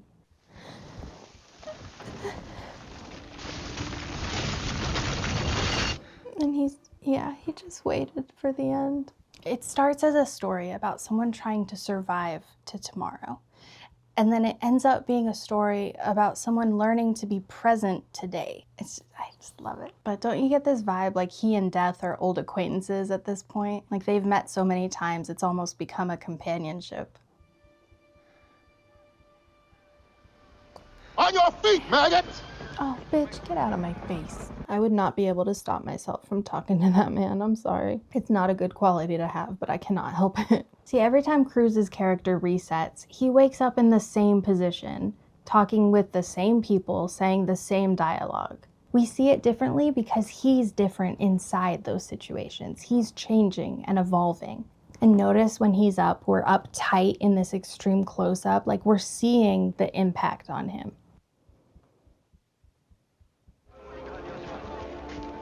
This is one of those moments in the film that I think works a lot because of the pacing and the editing as much as the performances, though those are really good as well, obviously. The film never tells you how many times he loops. It just trusts you to feel the weight of it. Odysseus, there's hope for you, Private. Hope in the form of glorious combat. So you see this time we're matching the earlier shot where we came in handcuffs first, but you notice we're on the other side, showing that he's changed, but he's still trapped.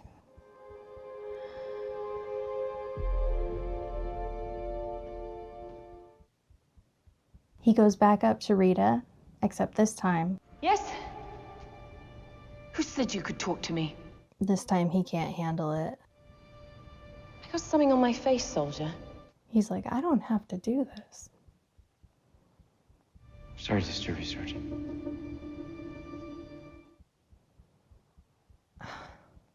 All I keep thinking about is how interesting the production must have been for the script supervisor as well as the actors and just everybody, like everybody in general, frankly, just having to keep track of which scene was when and like which mood was when and like where are you in your mindset. Emily Blunt has the advantage, she's playing the same day over and over. Tom Cruise is playing the same day over and over. Meanwhile, he's like having all these intricacies webbed in. It's not an easy role.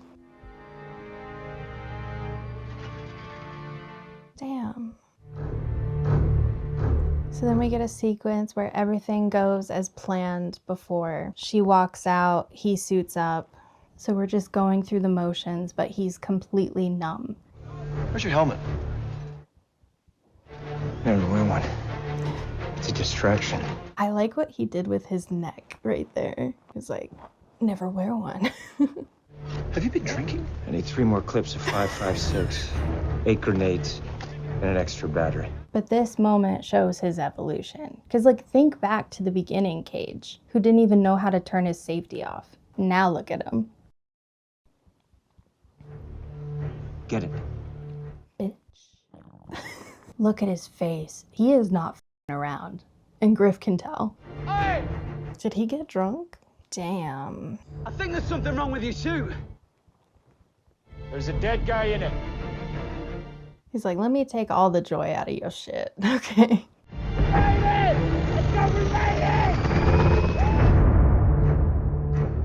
Okay, but the fact that he waited to watch, maybe that's how he times it somehow. We move forward with really efficient editing until finally Cage is in the helicopter. He's on the way to the dam. Okay, but in this timeline, Rita's still dead. Like, I don't know. How is this better? So he's going it alone. Man on a mission. You would think there'd be mimics buried around that entire place so much. And you upset one, you upset all of them. How majestic. The kind of thing that just makes you want to say, damn. Okay, I'll stop, I'm sorry. I like that we hear the helicopter sort of like disengaging and we don't actually see him land. Ooh, how scary, oh my God. I never want to be in a situation where my vision is dependent on flares. No, thank you. I don't like this sequence, it freaks me out. Too much like Alien, you guys. Alien, we're gonna have to watch that, I know, at some point, but I'm not looking forward to it. The Alien movies are so good, but they're so scary.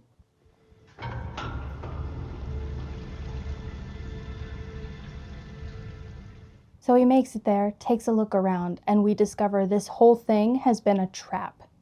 This grosses me out. Shut up. Doesn't all he have is a gun?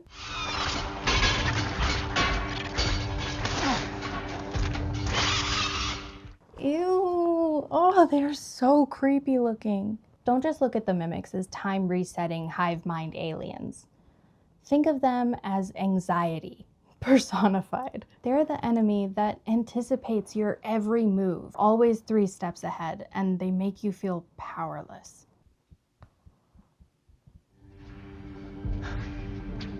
Finish it! Oh. Okay, so they're smart, motherfuckers.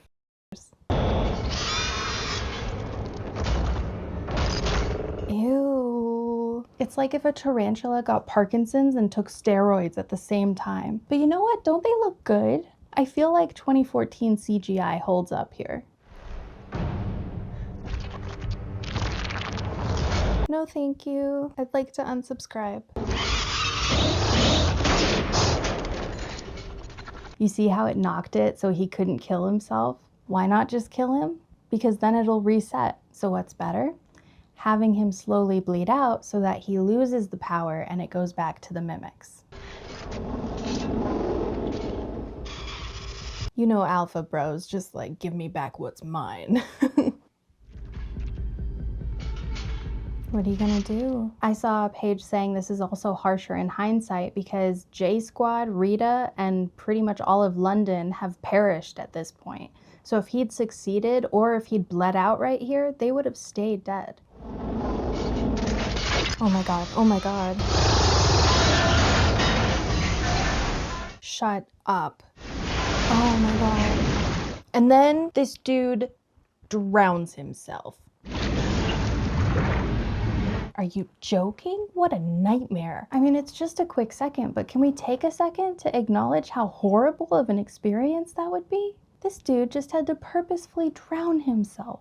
It goes against every impulse and instinct in your body, but he had to in order to save the power. I mean, you do what you gotta do, I guess, but damn. Damn. We cut to him letting Carter know that the Omega wasn't even there. It was a trap. They knew we were coming. The visions were a trap. Clever? Yes. Horrendous? Yes. Just like Rita's visions were a trap at Verdun. Oh, you see that look between them. I mean, even Emily Blunt said in an interview that it does bring them together, the fact that they're the only 2 people this has ever happened to. Could have killed me, but it didn't. She feels that, like, bondedness. Carter surmises that the mimics know who Cage is, that he has the power, and they want it back. They want their power back. Yeah, no shit, they want their power back. They're gonna get it one way or another, unless we find the Omega. They know who he is. What is this thing anyway? It's a transponder. You stick it into the alpha and it taps into the wavelength connected. I don't know how I feel about the plausibility of all of this, but considering we're in aliens and time loops and all that, I think the suspension of disbelief is pretty high at this point. So I let the science kind of go by the wayside. When I told my superiors about it, well, I lost my job. I thought he was crazy. Fair enough. Something I think was funny though, director Doug Liman said in an interview that he and Tom were talking. So the script wasn't finished when they started shooting. And so they would laugh with each other and say, nothing like a looming start date to put pressure down to get the script right. And then while they were shooting the movie, they would say to themselves, nothing like a looming wrap date to put pressure down to get the script right. And then when they were editing, nothing like a looming release date to put pressure to get the script done. So all we need to do is go to Whitehall. He'd be arrested 10 feet from the front door. Psych ward dissection, remember? Hey, aren't you forgetting something? That was fun. The transponder requires a live alpha to make it work. We don't need one. We got the next best thing. Duh. So the plan is to go to Whitehall and locate this transponder that'll help us locate the Omega, supposedly. Either way, we're on a mission. Act 3, release. If you want one, go grab a snack. You can pause the video and we'll wait. And if you've made it this far, you are my kind of movie nerd. Welcome. It just gets weirder from here, baby. Because you know what? Everyone dismissed this movie when it came out, and I'm still salty about it. Because you know what it has? This movie has competent editing. I said it. Do you know how rare that is? I'm not letting this go. I am the ghost of films past, and I will haunt you with good takes. This movie is good in my opinion. This is probably my favorite part of the film. Because what's interesting is we just left the closet with them looking at each other as though this was the first time they got this idea, but then we cut and it's as though he's done this loads of times. So it's a quick way to sort of move the momentum along and not get stuck in the repeats and the trials again. We had one montage, we don't need another one. When the Chinese delegation comes out, we pick up the pace. This feels like it would be a hard level of a video game, doesn't it?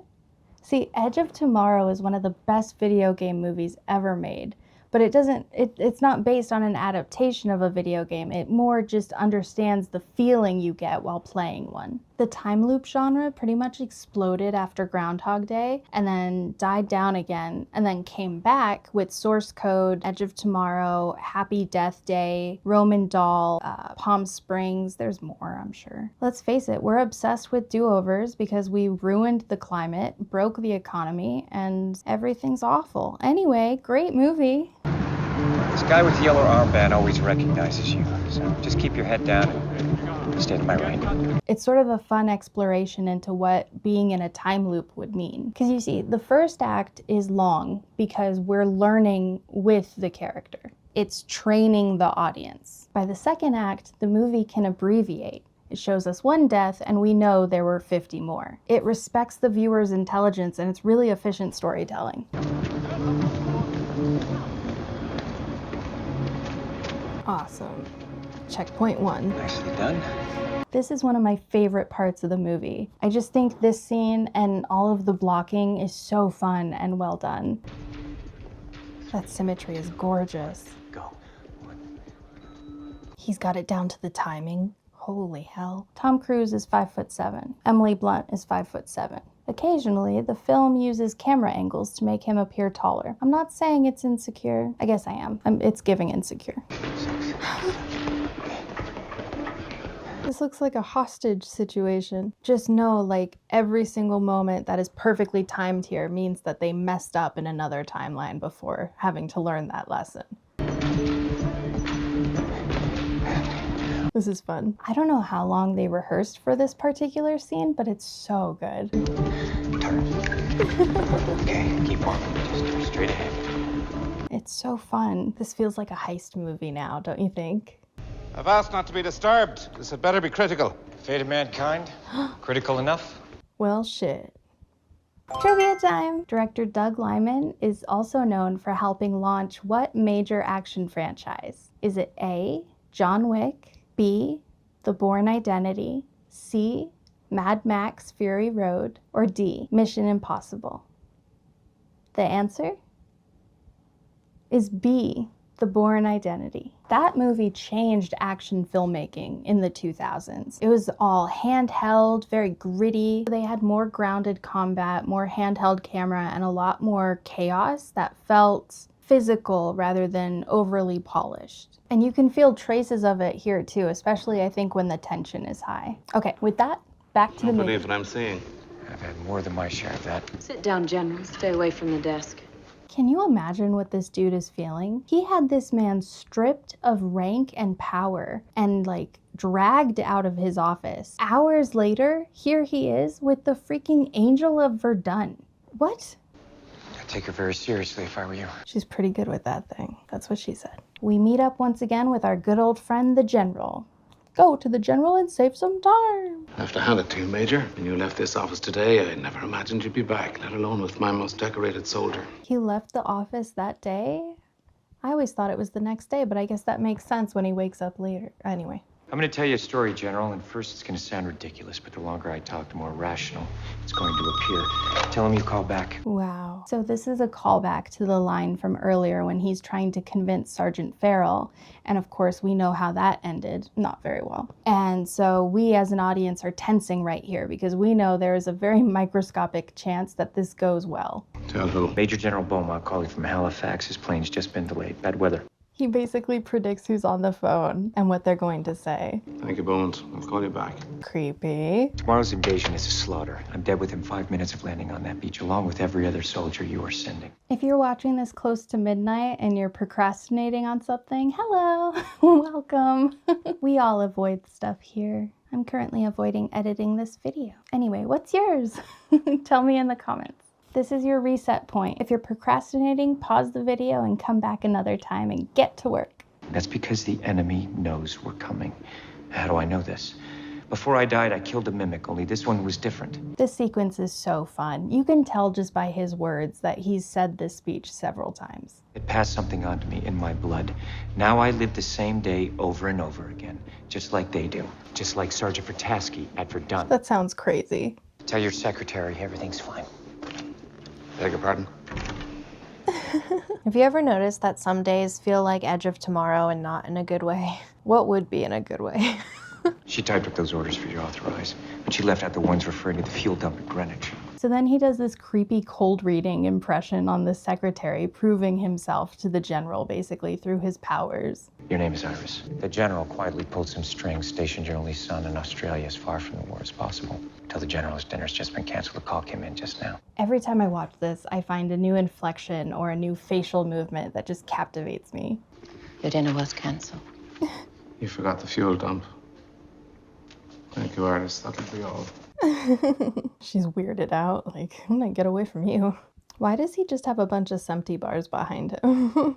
Are we not broadcasting? Is that it? So in the most economical way, we have shown that he knows the future, or he's like omniscient at this point to this general. Cage, let's go. Rita, let me What are we doing? Please, don't shoot him again, okay? Just... That line is so funny. Oh my god. Do not shoot him again. Are you joking? Cruz says it so subtly, and it's so like understated in a way that really drives home the humor. I love it. General, this isn't the first time we've had this conversation. That's because you're stubborn. Look at his pride. He's like, yes, I am. Cage lays it out flat. No matter how many times they try, the general doesn't believe them. And I like this look of like stubborn pride that the general has. The only way to win this war is by finding this power source of the mimic horde and killing it. And the only means of finding it is in that safe right there. I wish it wasn't open when they looked at it. See, this is a nitpick, but I wish that the safe had been closed, because with it being wide open like that, it feels kind of like it would have been much more impressive for Cage to have been like, oh, and that safe right there, and it's just this inconspicuous looking painting or whatever. But with it being wide open, it's like, it doesn't really add anything. I know that's a nitpick, but... No matter how many times we have this conversation, you refuse to accept that the enemy breaks through to London tomorrow, and we lose everything. I liked his delivery right there, how he said that line. What do you guys think? Let's say for one moment that I can't rationally explain your impressive parlor tricks. And so eventually it's almost like, what does the general have to lose if he believes him, you know? Dr. Carter told me this device requires a live mimic to work. What use is it to you? That's my concern. On the contrary, according to you, this concerns the whole world. I think Edge of Tomorrow was ahead of its time. It came out when audiences were still accepting mindless action. But now, in the era of Marvel fatigue, people are hungry for this. Smart action that respects consequences. This movie was a blueprint that the studios missed. Because, like, I think it's interesting, you know, we complain that blockbusters are dumb nowadays, but then we get a smart movie and we don't show up. Though, to be fair, the marketing was not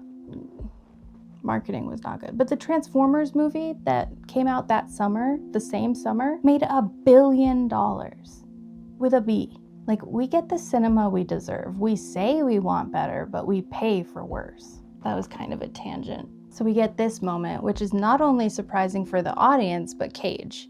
So he asks him very apprehensively, What would you do if you believed everything I just told you? I would locate this Omega. And bomb it out of existence. You're not mentally equipped to fight this thing, and you never will be. damn, what a thing to say to someone who just annihilated your career and is holding the one thing between you and escaping the time loop. But sure, tell him how out of his depth he is. And the fact that he gives it to him.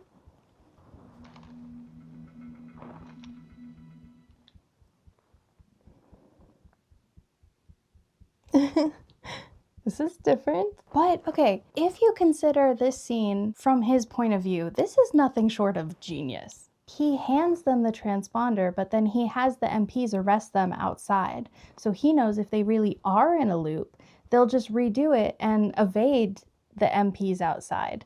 But if they're not in a loop, then they get caught. So really, for him, it's a win-win. What do we do now? I don't know. We've never gotten this far. Why would you go out the front door? What did you expect? It was easy. That was easy? Cursed words. And we get this great moment. Rita, always thinking one step ahead. Can you imagine how crazy that looked to those soldiers? And then the editing right here is so good. It cuts to their immediate next attempt rather than wasting any time. I don't know, it really trusts the audience's intelligence to follow what's going on. What am I supposed to do this? Stick it in your leg! So this is an intense moment where we have this car chase and it feels like we're in a Bourne movie all of a sudden. This is terrifying. I've had over 300 needles in the back of my head. That makes me like cringe. Cannot do it. How interesting. Love the effects. So Cage uses the transponder and he sees that the Omega is under the Louvre. It's the Louvre. I'm inside now. It's flooded. Dude, did you guys see the Louvre when it was like robbed by people and they left behind like a ton of DNA? The password for the Louvre was Louvre. I'm not joking. Fact check it. It's in Paris. Oh my gosh. Just shoot him now and start fresh. Oh my god, I know what's coming and it pisses me off. Damn. Yeah, you'd be knocked out. That makes me think of Fried. You just got knocked the out. Oh my god, can you imagine? Yeah, you never know when it's gonna be your last loop. That calls into question, guys, from our main question that we started our intro with. Like, you never know what your last loop is gonna be. So make the most of the loop that you're in, is basically the lesson, if you will. Those exosuits come in handy, I guess. Oh god, can you imagine police on the street with those things? Oh god, please no. Every jackass would want to join the police just to be Iron Man. Ooh, look at the eyes.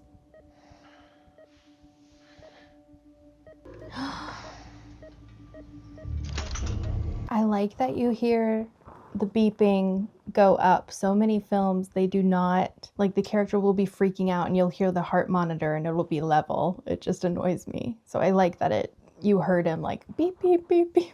What have you done? Yeah, sure, blame the black woman. You'll be fine. You just needed blood. You don't know what you've just done. He's getting a blood transfusion, calling back to what Rita said earlier about the only rule. So we know this means he's out. Rita Vitevsky, is she alive? Rita Vitevsky. Please. Just tell me that. Okay, but you didn't have to be so harsh with the IV. Please tell me. Sorry. The nurse says she's not allowed to talk to him. Got some POV shots. He's like freaking out. So we see he got a blood transfusion, which means his days of live, die, repeat are over. Speaking of live, die, repeat, this movie had 4 titles. 4. All You Need Is Kill was the source material, which is metal as hell but impossible to market. Edge of Tomorrow for theatrical. Sounds like a soap opera. Live, Die, Repeat for home video. Accurate, but desperate. And now, Live, Die, Repeat, Edge of Tomorrow. Like the marketing department itself is stuck in a loop trying to figure out what to call this thing. Warner Brothers didn't know how to sell sci-fi Groundhog Day war movie, so they just didn't. So in the end, the movie succeeded despite the studio, not because of it. But ironically, the exact things that made the movie harder to market made it age better. Because I think some films are optimized for opening weekend, but some films are optimized for longevity. So after he wakes up, he freaks out a little bit about the blood transfusion because he lost his power, but mostly he's wondering where the hell Rita is and if she's safe. How would you get out of those? The more I watch, the more I'm just impressed with Rita. All is lost. We've lost the power. All hope is gone. But then we get this moment, which I love. Do you hear the sound design? There's like muffled coughs and men shouting. Like, we don't really know what Rita did to get past them, but we know she did something. But she was pretty quick with it. I was out of those things in 3 minutes flat, Cage. What's wrong with you? He's so relieved that she's alive. I thought you were dead. Not yet. What a cute moment. Rita is such a badass. Sorry, Cage. No, wait. I'm out. Can you imagine? She accidentally like stabs him before he manages to tell her, wait, no, I'm out. And then it's just like over. That'd be so shitty. They gave me blood. So he tells her with no uncertainty that he feels it. He doesn't have the power to reset the day anymore. The stakes have just been raised. Now, anything that happens, there's no do-over. Trivia time. Why do movies often escalate stakes near the end rather than keeping them consistent? A, to make the world feel larger and less predictable. B, to force the characters to apply what they've learned under higher stakes. C, to introduce more visual effects before the credits. Or D, to delay the resolution for a longer runtime. The answer is B. We've got to force the characters to apply what they've learned under higher stakes. Because a good ending doesn't just repeat past challenges, it intensifies them. The character has to be pushed into a situation where growth becomes action. Otherwise, the entirety of the story before that becomes meaningless. We have to kill the Omega before the invasion starts. That gives us less than 3 hours. So back to the movie where they've somehow managed to sneak onto a military base. They're concluding they need more soldiers and a dropship. No, who's crazy enough to follow us to Paris? I know exactly. Who else, baby? Cage! Cage! Guys, we've been looking everywhere for you. Just listen. Okay, look, I know we have all had bad days where we wake up and we're like, oh, this again? But I mean, at least we don't have to do burpees in the rain and then drop onto a beach to fight a hive mind of dryer lint on steroids. But it's the small blessings. Farrell almost strung us up by a bollocks for losing track of you. Just listen. Now, it's going to sound ridiculous at first, but the longer I talk, the more rational it's going to appear. So there's this thing in writing and comedy called the rule of 3, which is basically, it boils down to you shouldn't use anything more than 3 times because it stops being effective or funny at that point. So here we have this moment, this beat with Cage where he's like, the more I keep talking, the more believable it'll sound. It calls back to the prior 2 times when he did this. It didn't work. And that's why when it cuts to this, it's funny. You named the school I went to. Finally it works, you Danny guys. tells me my Rule of second-grade 3. teacher was called Miss Polio. She wouldn't let him go to the bathroom, made him wet his pants. He's like, you didn't have to repeat that detail, jerk. I am telling you, man, he knows everything about all of us. Basically, he knows stuff about all of them that he shouldn't know, and it's freaking them out. Bullshit. Yeah? He says your name ain't really Ford. Says Ford was your friend. Died in combat on his first day. I love the lighting in this scene, the darkened barracks. It's all moody. I just love it. You took his place. Send your checks to his family. You slippery bitch. Babe, I love Nance. I bet Charlotte Riley had a lot of fun being the only girl in that group, or at least I would think she did. They're waiting for us on the beach, and we all die. The whole invasion is a slaughter. Oh, this is great. Really good confidence boost for tomorrow. Thanks, Cage. Thanks for the morale boost, bro. But we can change it, right? I think there has to be something that we can do. There has to be a way that we can win. A fun detail about this film, it was released on the 70th anniversary of D-Day, which is the big invasion that it's referencing throughout the entire film. I thought that was a fun little tidbit. There is a chance, a slim one, but it means coming with me right now. The soldiers are convinced pretty sufficiently, but they're not ready to follow Cage into combat. Listen, pal, I don't really care what you think you know about us. Nar. We just met you. Come on, why would we follow him into combat? It's a good question, which is why he says, I don't expect you to follow me. I expect you to follow her. can you imagine you're just a soldier chilling in J Squad when in walks the most acclaimed and decorated soldier in the entire freaking war? It would feel like seeing the main character all of a sudden. At some point, you realize that you're not the main character of reality. You're a side character in everyone else's story. You're the main character in your life. But like, I'm the protagonist of my life. But to you, I'm just that chick who talks about movies on the internet, which is fine. That's healthy. But for J Squad, Rita showing up is like Uncle Sam personally showing up to the barracks, coming in, pointing at your chest and being like, I want you. That's the Full Metal J Squad. Rita showing up, being all badass girl. The nickname is just what men call a woman who scares them because she's better than them. The film doesn't endorse it, it just depicts it. Is it ideal feminist representation? No. But is it realistic to how soldiers talk? Yeah, probably. This is Rita Vataski, Yeah, it is. otherwise known as... Yeah. The Angel of Verdun. He speaks. The Angel of Verdun.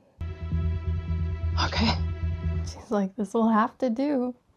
We're officially locked, loaded, and on our way to kick some mimic ass. So they steal a dropship because it's easy.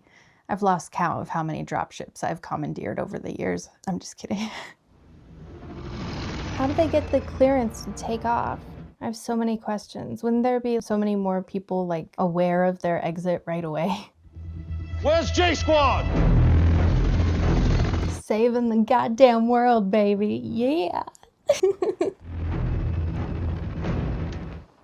Ooh, it's so fun. It's like a video game. Right, okay, so this Omega, it controls time. Just blow the new age piece of bollocks back where it came from. Wouldn't that suck if it was just another trap? Do not kill an Alpha. If we kill an Alpha, the Omega will reset this whole day. We'll never even remember we had this conversation. And they're gonna know we're coming. Can we talk about J Squad for a minute? Like, these soldiers go to battle with Cage hundreds of times. And they die hundreds of times. And like, no, they don't remember it, but I don't know. Can you just imagine the guilt that he must be feeling? Like, not being able to save your friends because saving them means losing the one power that would mean saving everybody.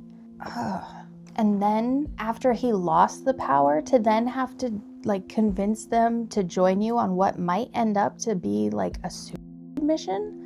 J Squad is tough as nails, okay? So right here, they basically say, like, what if we kill an Alpha? And they're saying, no, you cannot kill an Alpha. If you kill an Alpha, it will reset the entire day and they'll know we're coming. And originally the film was gonna end right there with them getting attacked and the mission being a complete failure.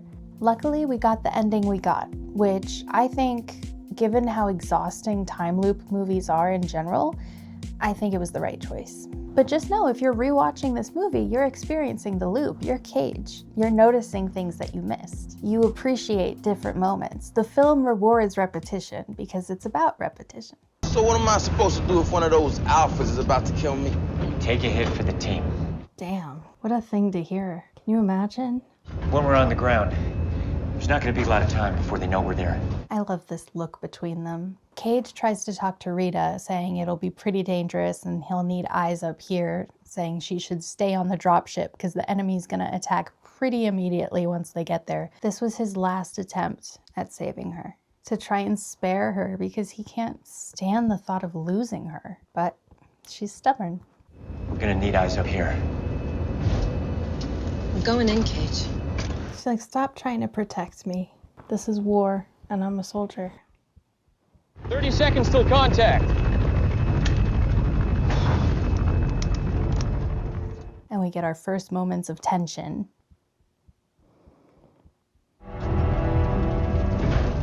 Don't give her a helmet. That might mess up her hair, and then she won't be camera ready anymore.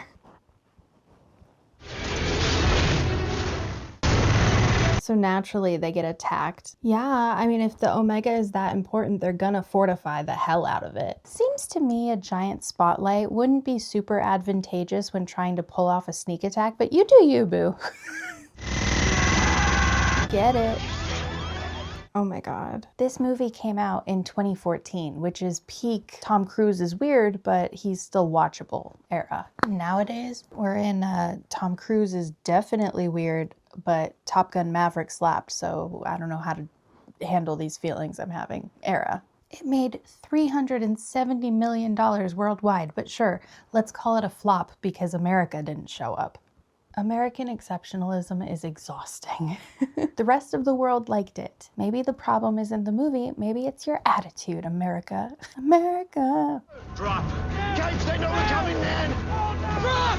Drop! They knew they were coming. He's telling them to drop, and for the first time, we're getting a glimpse of the cage who's gonna finish this thing. Drop! You're not hooked in! This is the man that was practically throwing up and pissing himself, leading to the dropship the first time. And now look at him, practically going down with the ship. Character growth, we love to see it. He flew out of that thing. I have a lot of problems with the physics of this last act, if you haven't noticed. So he's basically just drowning in his exosuit and he has to take it off. But now we've raised those stakes even higher. He no longer has an exosuit. There's no way he survived that impact. That was crazy.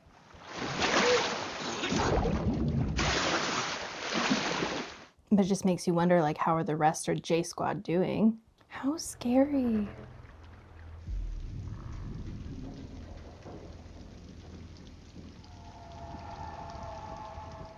Finally makes it to the drop ship.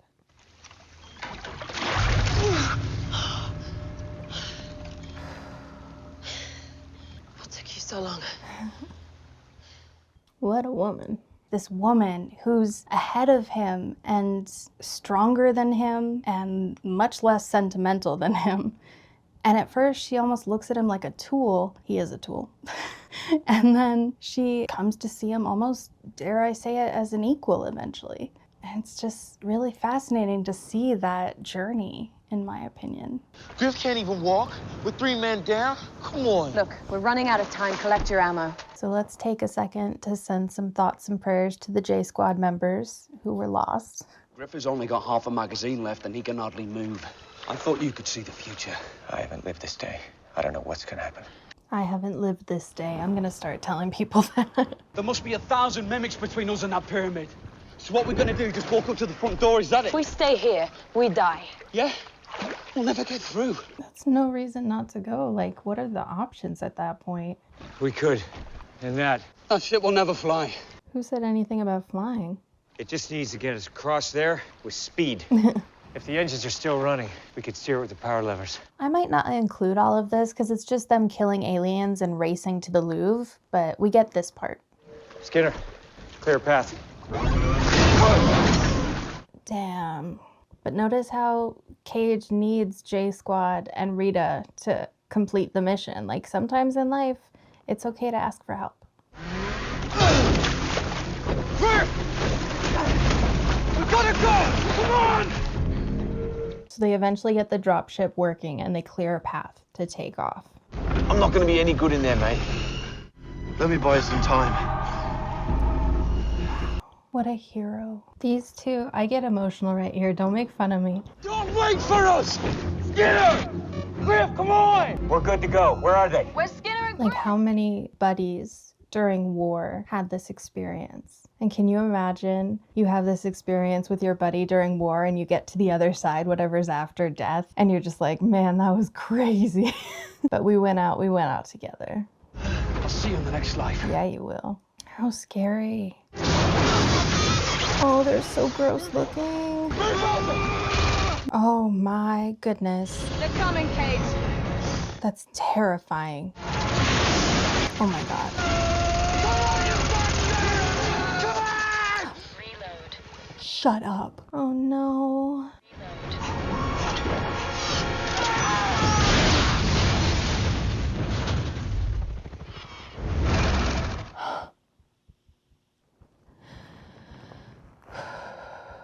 Like, they barely bought them any time. Sorry. And just knowing, like, your friends are gone, it just makes me think of everyday people and how we don't really see that there are people willing to sacrifice themselves for others every day. And I don't know, I don't want to take too long on this moment. It just really moved me. But yeah, eventually they make it across this distance thanks to these brave men and women.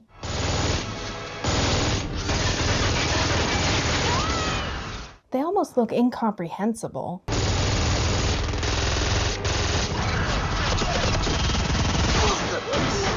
No. R.I.P. Ford. Oh my God, they're so vulnerable right now. It's okay, he's got plot armor, guys. Oh my gosh. Oh, they're so creepy looking. Don't be coming in my dropship. Don't be dropping in my dropship. Oh my gosh. They're just plowing through shit. Lena! Punch it! Punch it! Damn. This is basically what growth looks like, just with more explosions. Unless you're my Uncle 8 o'clock, in which case probably less explosions. And now he has to do it like everybody else on the first try. Except he's not like everybody else anymore. And apparently he's made of steel. Okay, he did. I call bullshit. That dude is dead. That dude is pureed at that point. He just gets dragged along like a rag doll. Totally fine. We've been through worse. I don't care. He's broken like every bone in his body right there. What do you mean he can still use his arms and his legs? What? And like, we got a good shot of her getting the grenades and the shotgun. Neither one of them is looking very good. We've been through worse. We've been through worse is so cute. There's this camaraderie between them that's nice. This respect now. He's become the warrior that she can respect. We're finally in the little pyramid. Yay! We've made it this far.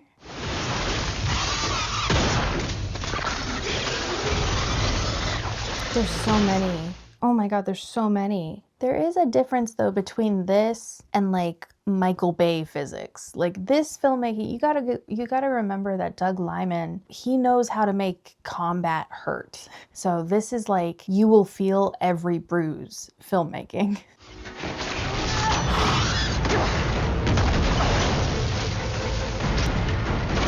Oh my gosh. Watch out, watch out. Holy shit! Now that's what I call a tuck and roll, Grandma. Experienced ladies know the moment he saves you from certain death, the tension is... I'm just kidding. I love the moment of silence between them before he says... It's there. In the water, right there. Interesting how once they're touching, they find the Omega almost by accident. Almost like connection was the key all along. Pillow pile pause. This movie is a masterclass at earning your ending. The first hour trains you to expect failure. The second hour shows competence building. And then the third act delivers on the premise. I think overall the difference between a good time loop story and a great time loop story is if the character's arc and development has felt earned. You can't just skip repetition and jump to enlightenment. That's not how it works. There's a contract that the genre has made with the audience, kind of. We've been watching him fail hundreds of times. Well, dozens, but whatever. And now when he finally succeeds, it's like watching a player beat a level that they've been stuck on. That catharsis is identical. You gotta find your Omega, man. The Omega's the source. The mimics, the alphas, all that's just a distraction. You gotta find your Omega. What's your Omega? I think mine right now is Movie Sleepover.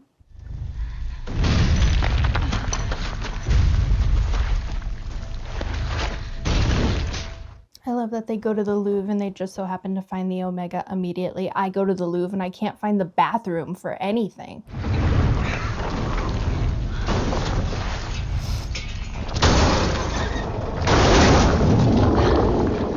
I love how the action scenes in this film are like ugly, but in the best way. This movie had brutal reshoots. The ending was rewritten multiple times. Emily Blunt said it was the most difficult shoot of her career. But somehow the end result is something coherent. The miracle of editing. Thank you, James Herbert, the editor. He saved this movie in post. That's an alpha. I'm gonna draw that thing away. You kill the Omega. I think this is a feminist film, and I'm gonna tell you why. So Cage has to experience complete powerlessness and like repeated death and just a complete loss of control. All things that men are societally conditioned not to express or go through. And he has to do all that before he can become the hero. The loop doesn't teach him, Rita does. The loop teaches him humility.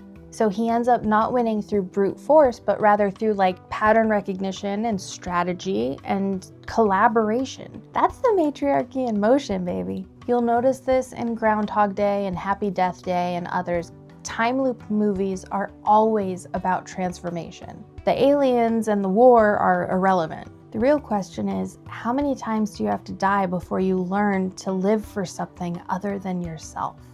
What's your thing that you're living for besides yourself right now? Anyway, back to my point. He needed J Squad and Rita to win. So you see what I'm saying? He had the information and the knowledge, but a wolf is stronger with a pack. You won't make it 10 feet before that thing kills you. Cage. I can do it. Take the grenades. I can do it. Rather than making Cage into a hero, the loop just removes anything that was covering up the fact that there was one underneath. This movie deserves so much better, dude. And it flopped initially. It had terrible marketing. Because you know what? Nobody knew what to call it. Edge of Tomorrow kind of sounds like a soap opera. And then Live, Die, Repeat, which is either a great title or just a description of adulthood. Am I right? Just sounds like a concept. So I don't know. They just couldn't figure out what to call this film. So yeah, the film made $370 million on a $178 million budget, which sounds like a success until you remember that the marketing budget for this thing was huge. The marketing budget for this meant it was considered a disappointment. I want to make a case for why I think this film is 5 years too early. 6 maybe. 6 years too early? Because we didn't have gaming culture as strong, and then we also didn't have the pandemic, which made every day sort of feel like the last day. Public conversation about trauma, just a lot was different. And so nowadays, I think this film would have done much better. Okay, let's get back to the movie. I can do it. Listen to me. Listen to me. Neither one of us is getting out of here. Damn, just that acceptance. Can you imagine having to know like the mission is more important and I am probably most definitely not making it out of here? Thank you for getting me this far. I have a theory that Tom Cruise had a crush on Emily Blunt while this was being filmed. You're a good man, Cage. I freaking love this moment, you guys. Ugh, can you... She tells him he's a good man. Hearing the love of your life call you a genuinely good man, we all should be so lucky. But you know what increases the chances of that? Actually being a good person. I wish I had the chance to know you better. I want to leave you with the question that I keep coming back to after all of the repeats and the loops and the heroism. If you take away someone's memories of every meaningful experience they've had with you, does that relationship still exist? I mean, the chemistry does, obviously. Rita doesn't remember any of it. Not the hundreds of times he watched her die, the hundreds of times she watched him die. Whatever was building between the loops, whatever it was, none of it. But he was. He has all of it, and she has none. It's like, what do you do with that? What would you do?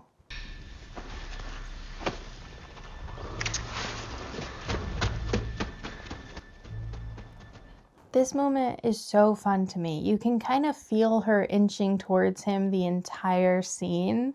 And then eventually the emotion just is so much, she gets overwhelmed by it and the kiss happens. And then you see Cruise sort of capitalize on it and try and make it a worthy kiss. But what I love that Blunt does is she keeps the kiss short. It makes it so that her priority is still the mission. So I love that because it makes it so that the romance doesn't detract at all from who she's been made out to be this entire film.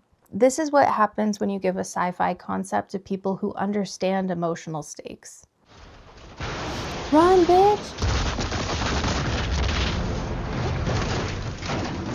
Or we we are SOL completely, like literally. Check out this handheld shot. We're keeping up that kinetic energy.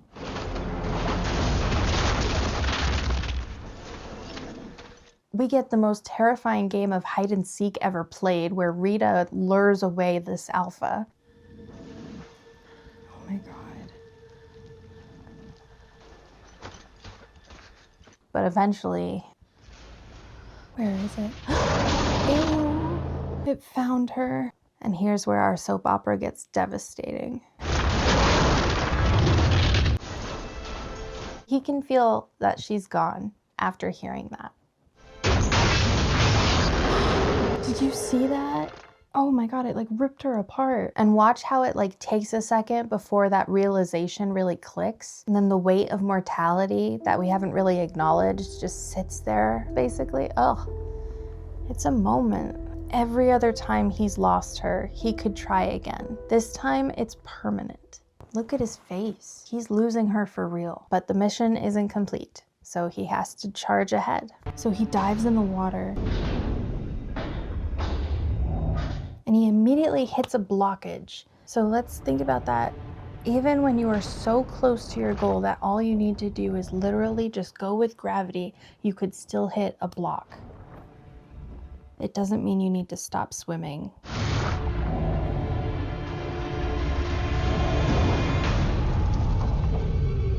We have this moment where he's somehow swimming like a mediocre white man and being chased by the fastest alien alive, and then this happens.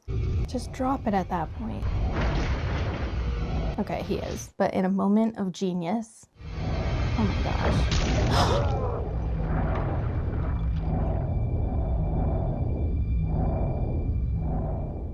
It looks like a brain. So gravity does her job like a boss-ass bitch, and we get the luckiest mic drop of 2014.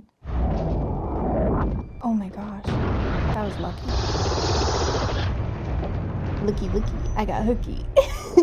Look at that smirk. He knows he got the job done. Trivia time. Which other Tom Cruise sci-fi film also features him using a bundle of grenades against an enemy threat near the climax? Is it A, Minority Report, B, Oblivion, C, War of the Worlds, or D, Vanilla Sky? The answer is C, War of the Worlds. In both movies, the tension comes less from like flashy heroics and more from just sheer survival instinct in the moment. Ingenious all the same, and it's a fun little parallel in Cruise's sci-fi career. What's one of your omegas? Like, can you think of one excuse or lie or belief or idea that if you could dismantle it, like it would cause everything else to collapse? Back to the movie.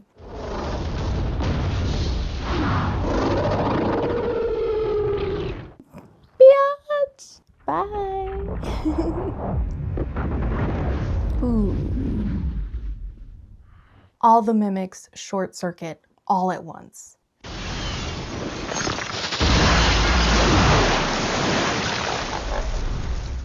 God, they even sound sort of robotic, almost like they're not really creatures, they're more like devices. Wow. Oh my God, what a relief they're a hive mind. What a beautiful shot. Look at that sky, how pretty. Do you think as a society we're veering towards hive minds as our enemies, like because they're easier to explain and like wrap up in a third act for writers, or because there's something to us needing to sort of move toward working as a collective and we're sort of attacking our shadow? So the blood is like soaking in. Oh my God. There he is. Wow. Can you imagine? Oh my God, it was all a dream, and he wakes up feeling like this martyr who just made the ultimate sacrifice, and the war's still happening. That makes me think of this one story I read on Reddit where this guy lived an entire life, and then one day he looked at his lamp and he was like, that lamp is a little weird. And then he fixated on it, and then it ended up making him wake up from a coma. And it turns out that life he had lived for like 30 years wasn't even real.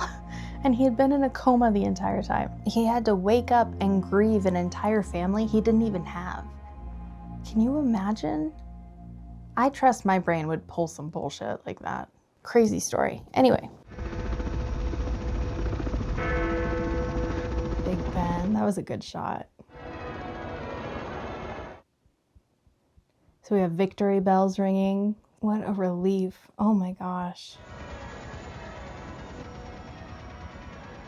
And I don't think it's a coincidence that the main character's last name is Cage, and he's just sort of our everyman. Shows how all of us are trapped in cages in some ways. Welcome to London, Major. I'm Corporal Montgomery. This time, can you manage not to put your hand on her lower back right away? Have you heard the news? But I think, in the end, most of us, I think, would agree that the real power isn't so much in the loop, but the ability to use it well, and like the discernment and the discipline to use it well, you know? Like how many of us, if we got this power, would like procrastinate, or how many tries do you think it would take you for you to take it seriously? Hollywood loves the natural hero, the chosen one who's just inherently special. Cage is special because he failed enough times to master it. I think we need more movies that say stuff like this, like you're not behind, you're just in your reps. But real quick, let's get a little philosophical up in this bitch. Is the situation itself changing, or are the versions of him changing inside of it? He's resetting even though everyone else has no idea what's going on, which makes me remember, like, not all of us are living in the same reality, even if we're in the same situation. Does that make sense? But that's why I like to live by rule number 1 at Movie Sleepover. Empathy before judgment. What does that many deaths do to a person? And like how they live their life, do you think? Like, does survival mean the same to him now? Does he experience risk the same way? I don't know. I'm not sure the film knows. I think they're important questions.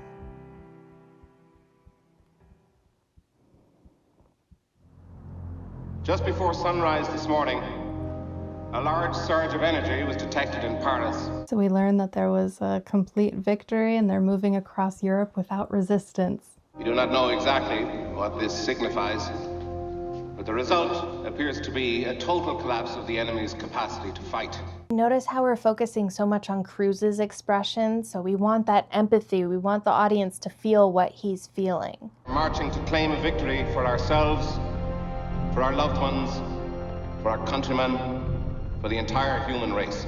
I think it's okay that nobody knows what he sacrificed. It's powerful. You don't need the world to validate your transformation. You just need to know you're different.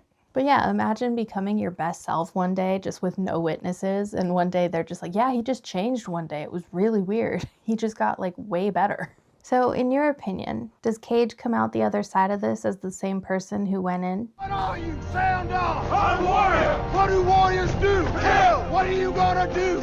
He's the only consciousness that experienced the real timeline. I don't know, like he saved humanity, but he doomed himself to remember a war that nobody else fought the same as him. Like the bonds that were forged, they're just not there. Like it's, I don't know, guys. How about you two go get yourselves a nice hot cup of shut the hell up! You funny, girl, but I bet you I set some kind of record tomorrow. No one else knows what happened.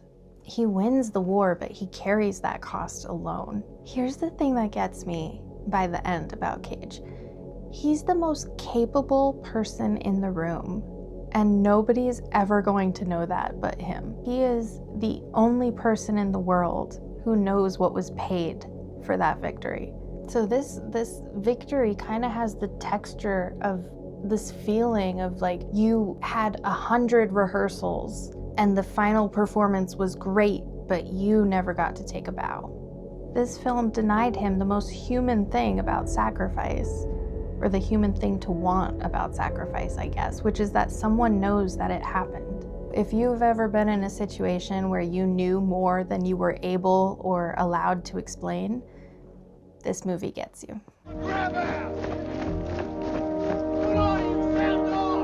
And now he's a ranked officer. There's that dynamic, the power dynamic is completely different than before.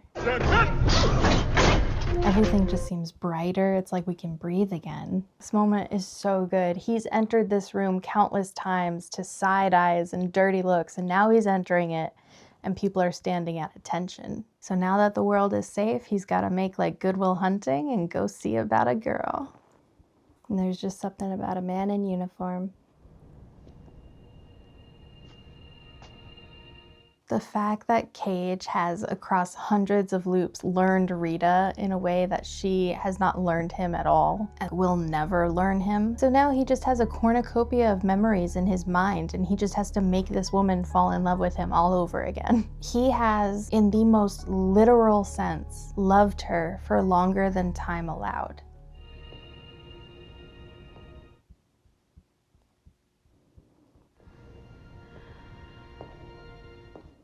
Everyone's watching again. Yes? She said, "Come find me when you wake up." And he did. Every single time.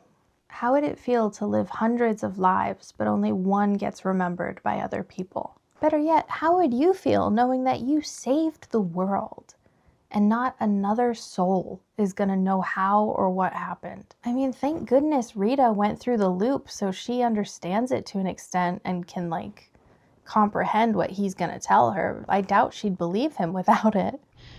What do you want?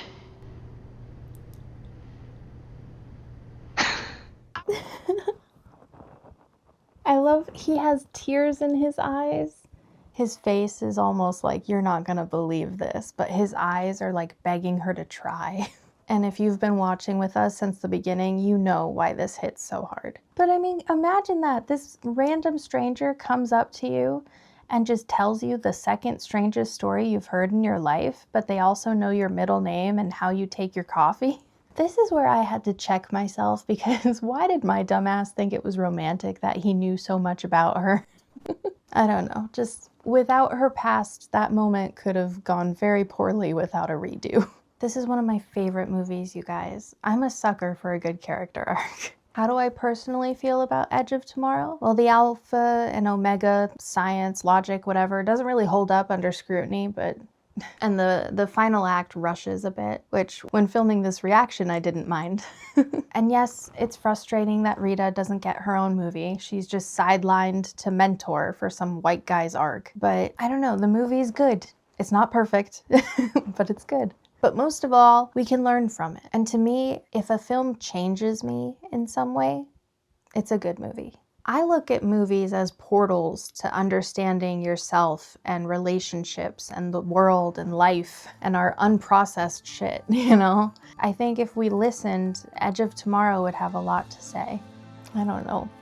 I think part of me feels like he outgrew the loop rather than like breaking out of it. Does that make sense? In the end, he kept getting another day until he became someone who was capable of not wasting one. This movie just makes me think maybe we're all in loops and we just don't realize it. What do you think is your loop right now? Like, what pattern have you noticed in your life that you're ready to kind of break free from? Edge of Tomorrow shows us explicitly that knowing what happens and knowing what matters are two very different ways to live, die, repeat. I mean, we've all wanted to time travel at one point or another. We watch these movies because we wish we could redo our bad days, but we can't. We have to get it right the first try, or the 8th try if you're me trying to record this video. What if your comfort zone is the loop? What if you're worried about what happens when you break out because you're scared that you won't be able to go back once you level up? If you take anything from this video, I hope when life gives you something challenging, you shift your thoughts away from why does it always happen to me towards how is this making me better? That's what I've been trying to do. I don't personally believe that everything happens for a reason, but I do believe we can give reason to everything that happens. So we don't need the power to reset the day, we just need to give an honest look at what we keep repeating that we don't want to anymore. So here's me, breaking my loop intentionally, trying to be a little bit more myself. We'll see how it goes. And we'll just let the past episodes be a testament to me learning to find my voice. Mistakes will happen, what matters is that we move past them. I'm gonna change a lot during our time together, and I hope you will too. Here is your movie sleepover challenge. For the next 3 days, pick one habit that you keep repeating. Every time you catch yourself in it, just say reset and choose differently. You don't have to win the whole day, just that one loop. Remember, the version that people remember of you is the one that they met, not the one you became. So be kind to yourself when facing the varying levels of reality. You may not be able to reset the day, but you can reframe your thoughts to be kinder to yourself during it. Your thoughts are the soundtrack of your life. Make sure you like listening. My name's Lily Porrazzo, and I'll see you at the next movie sleepover. Bye.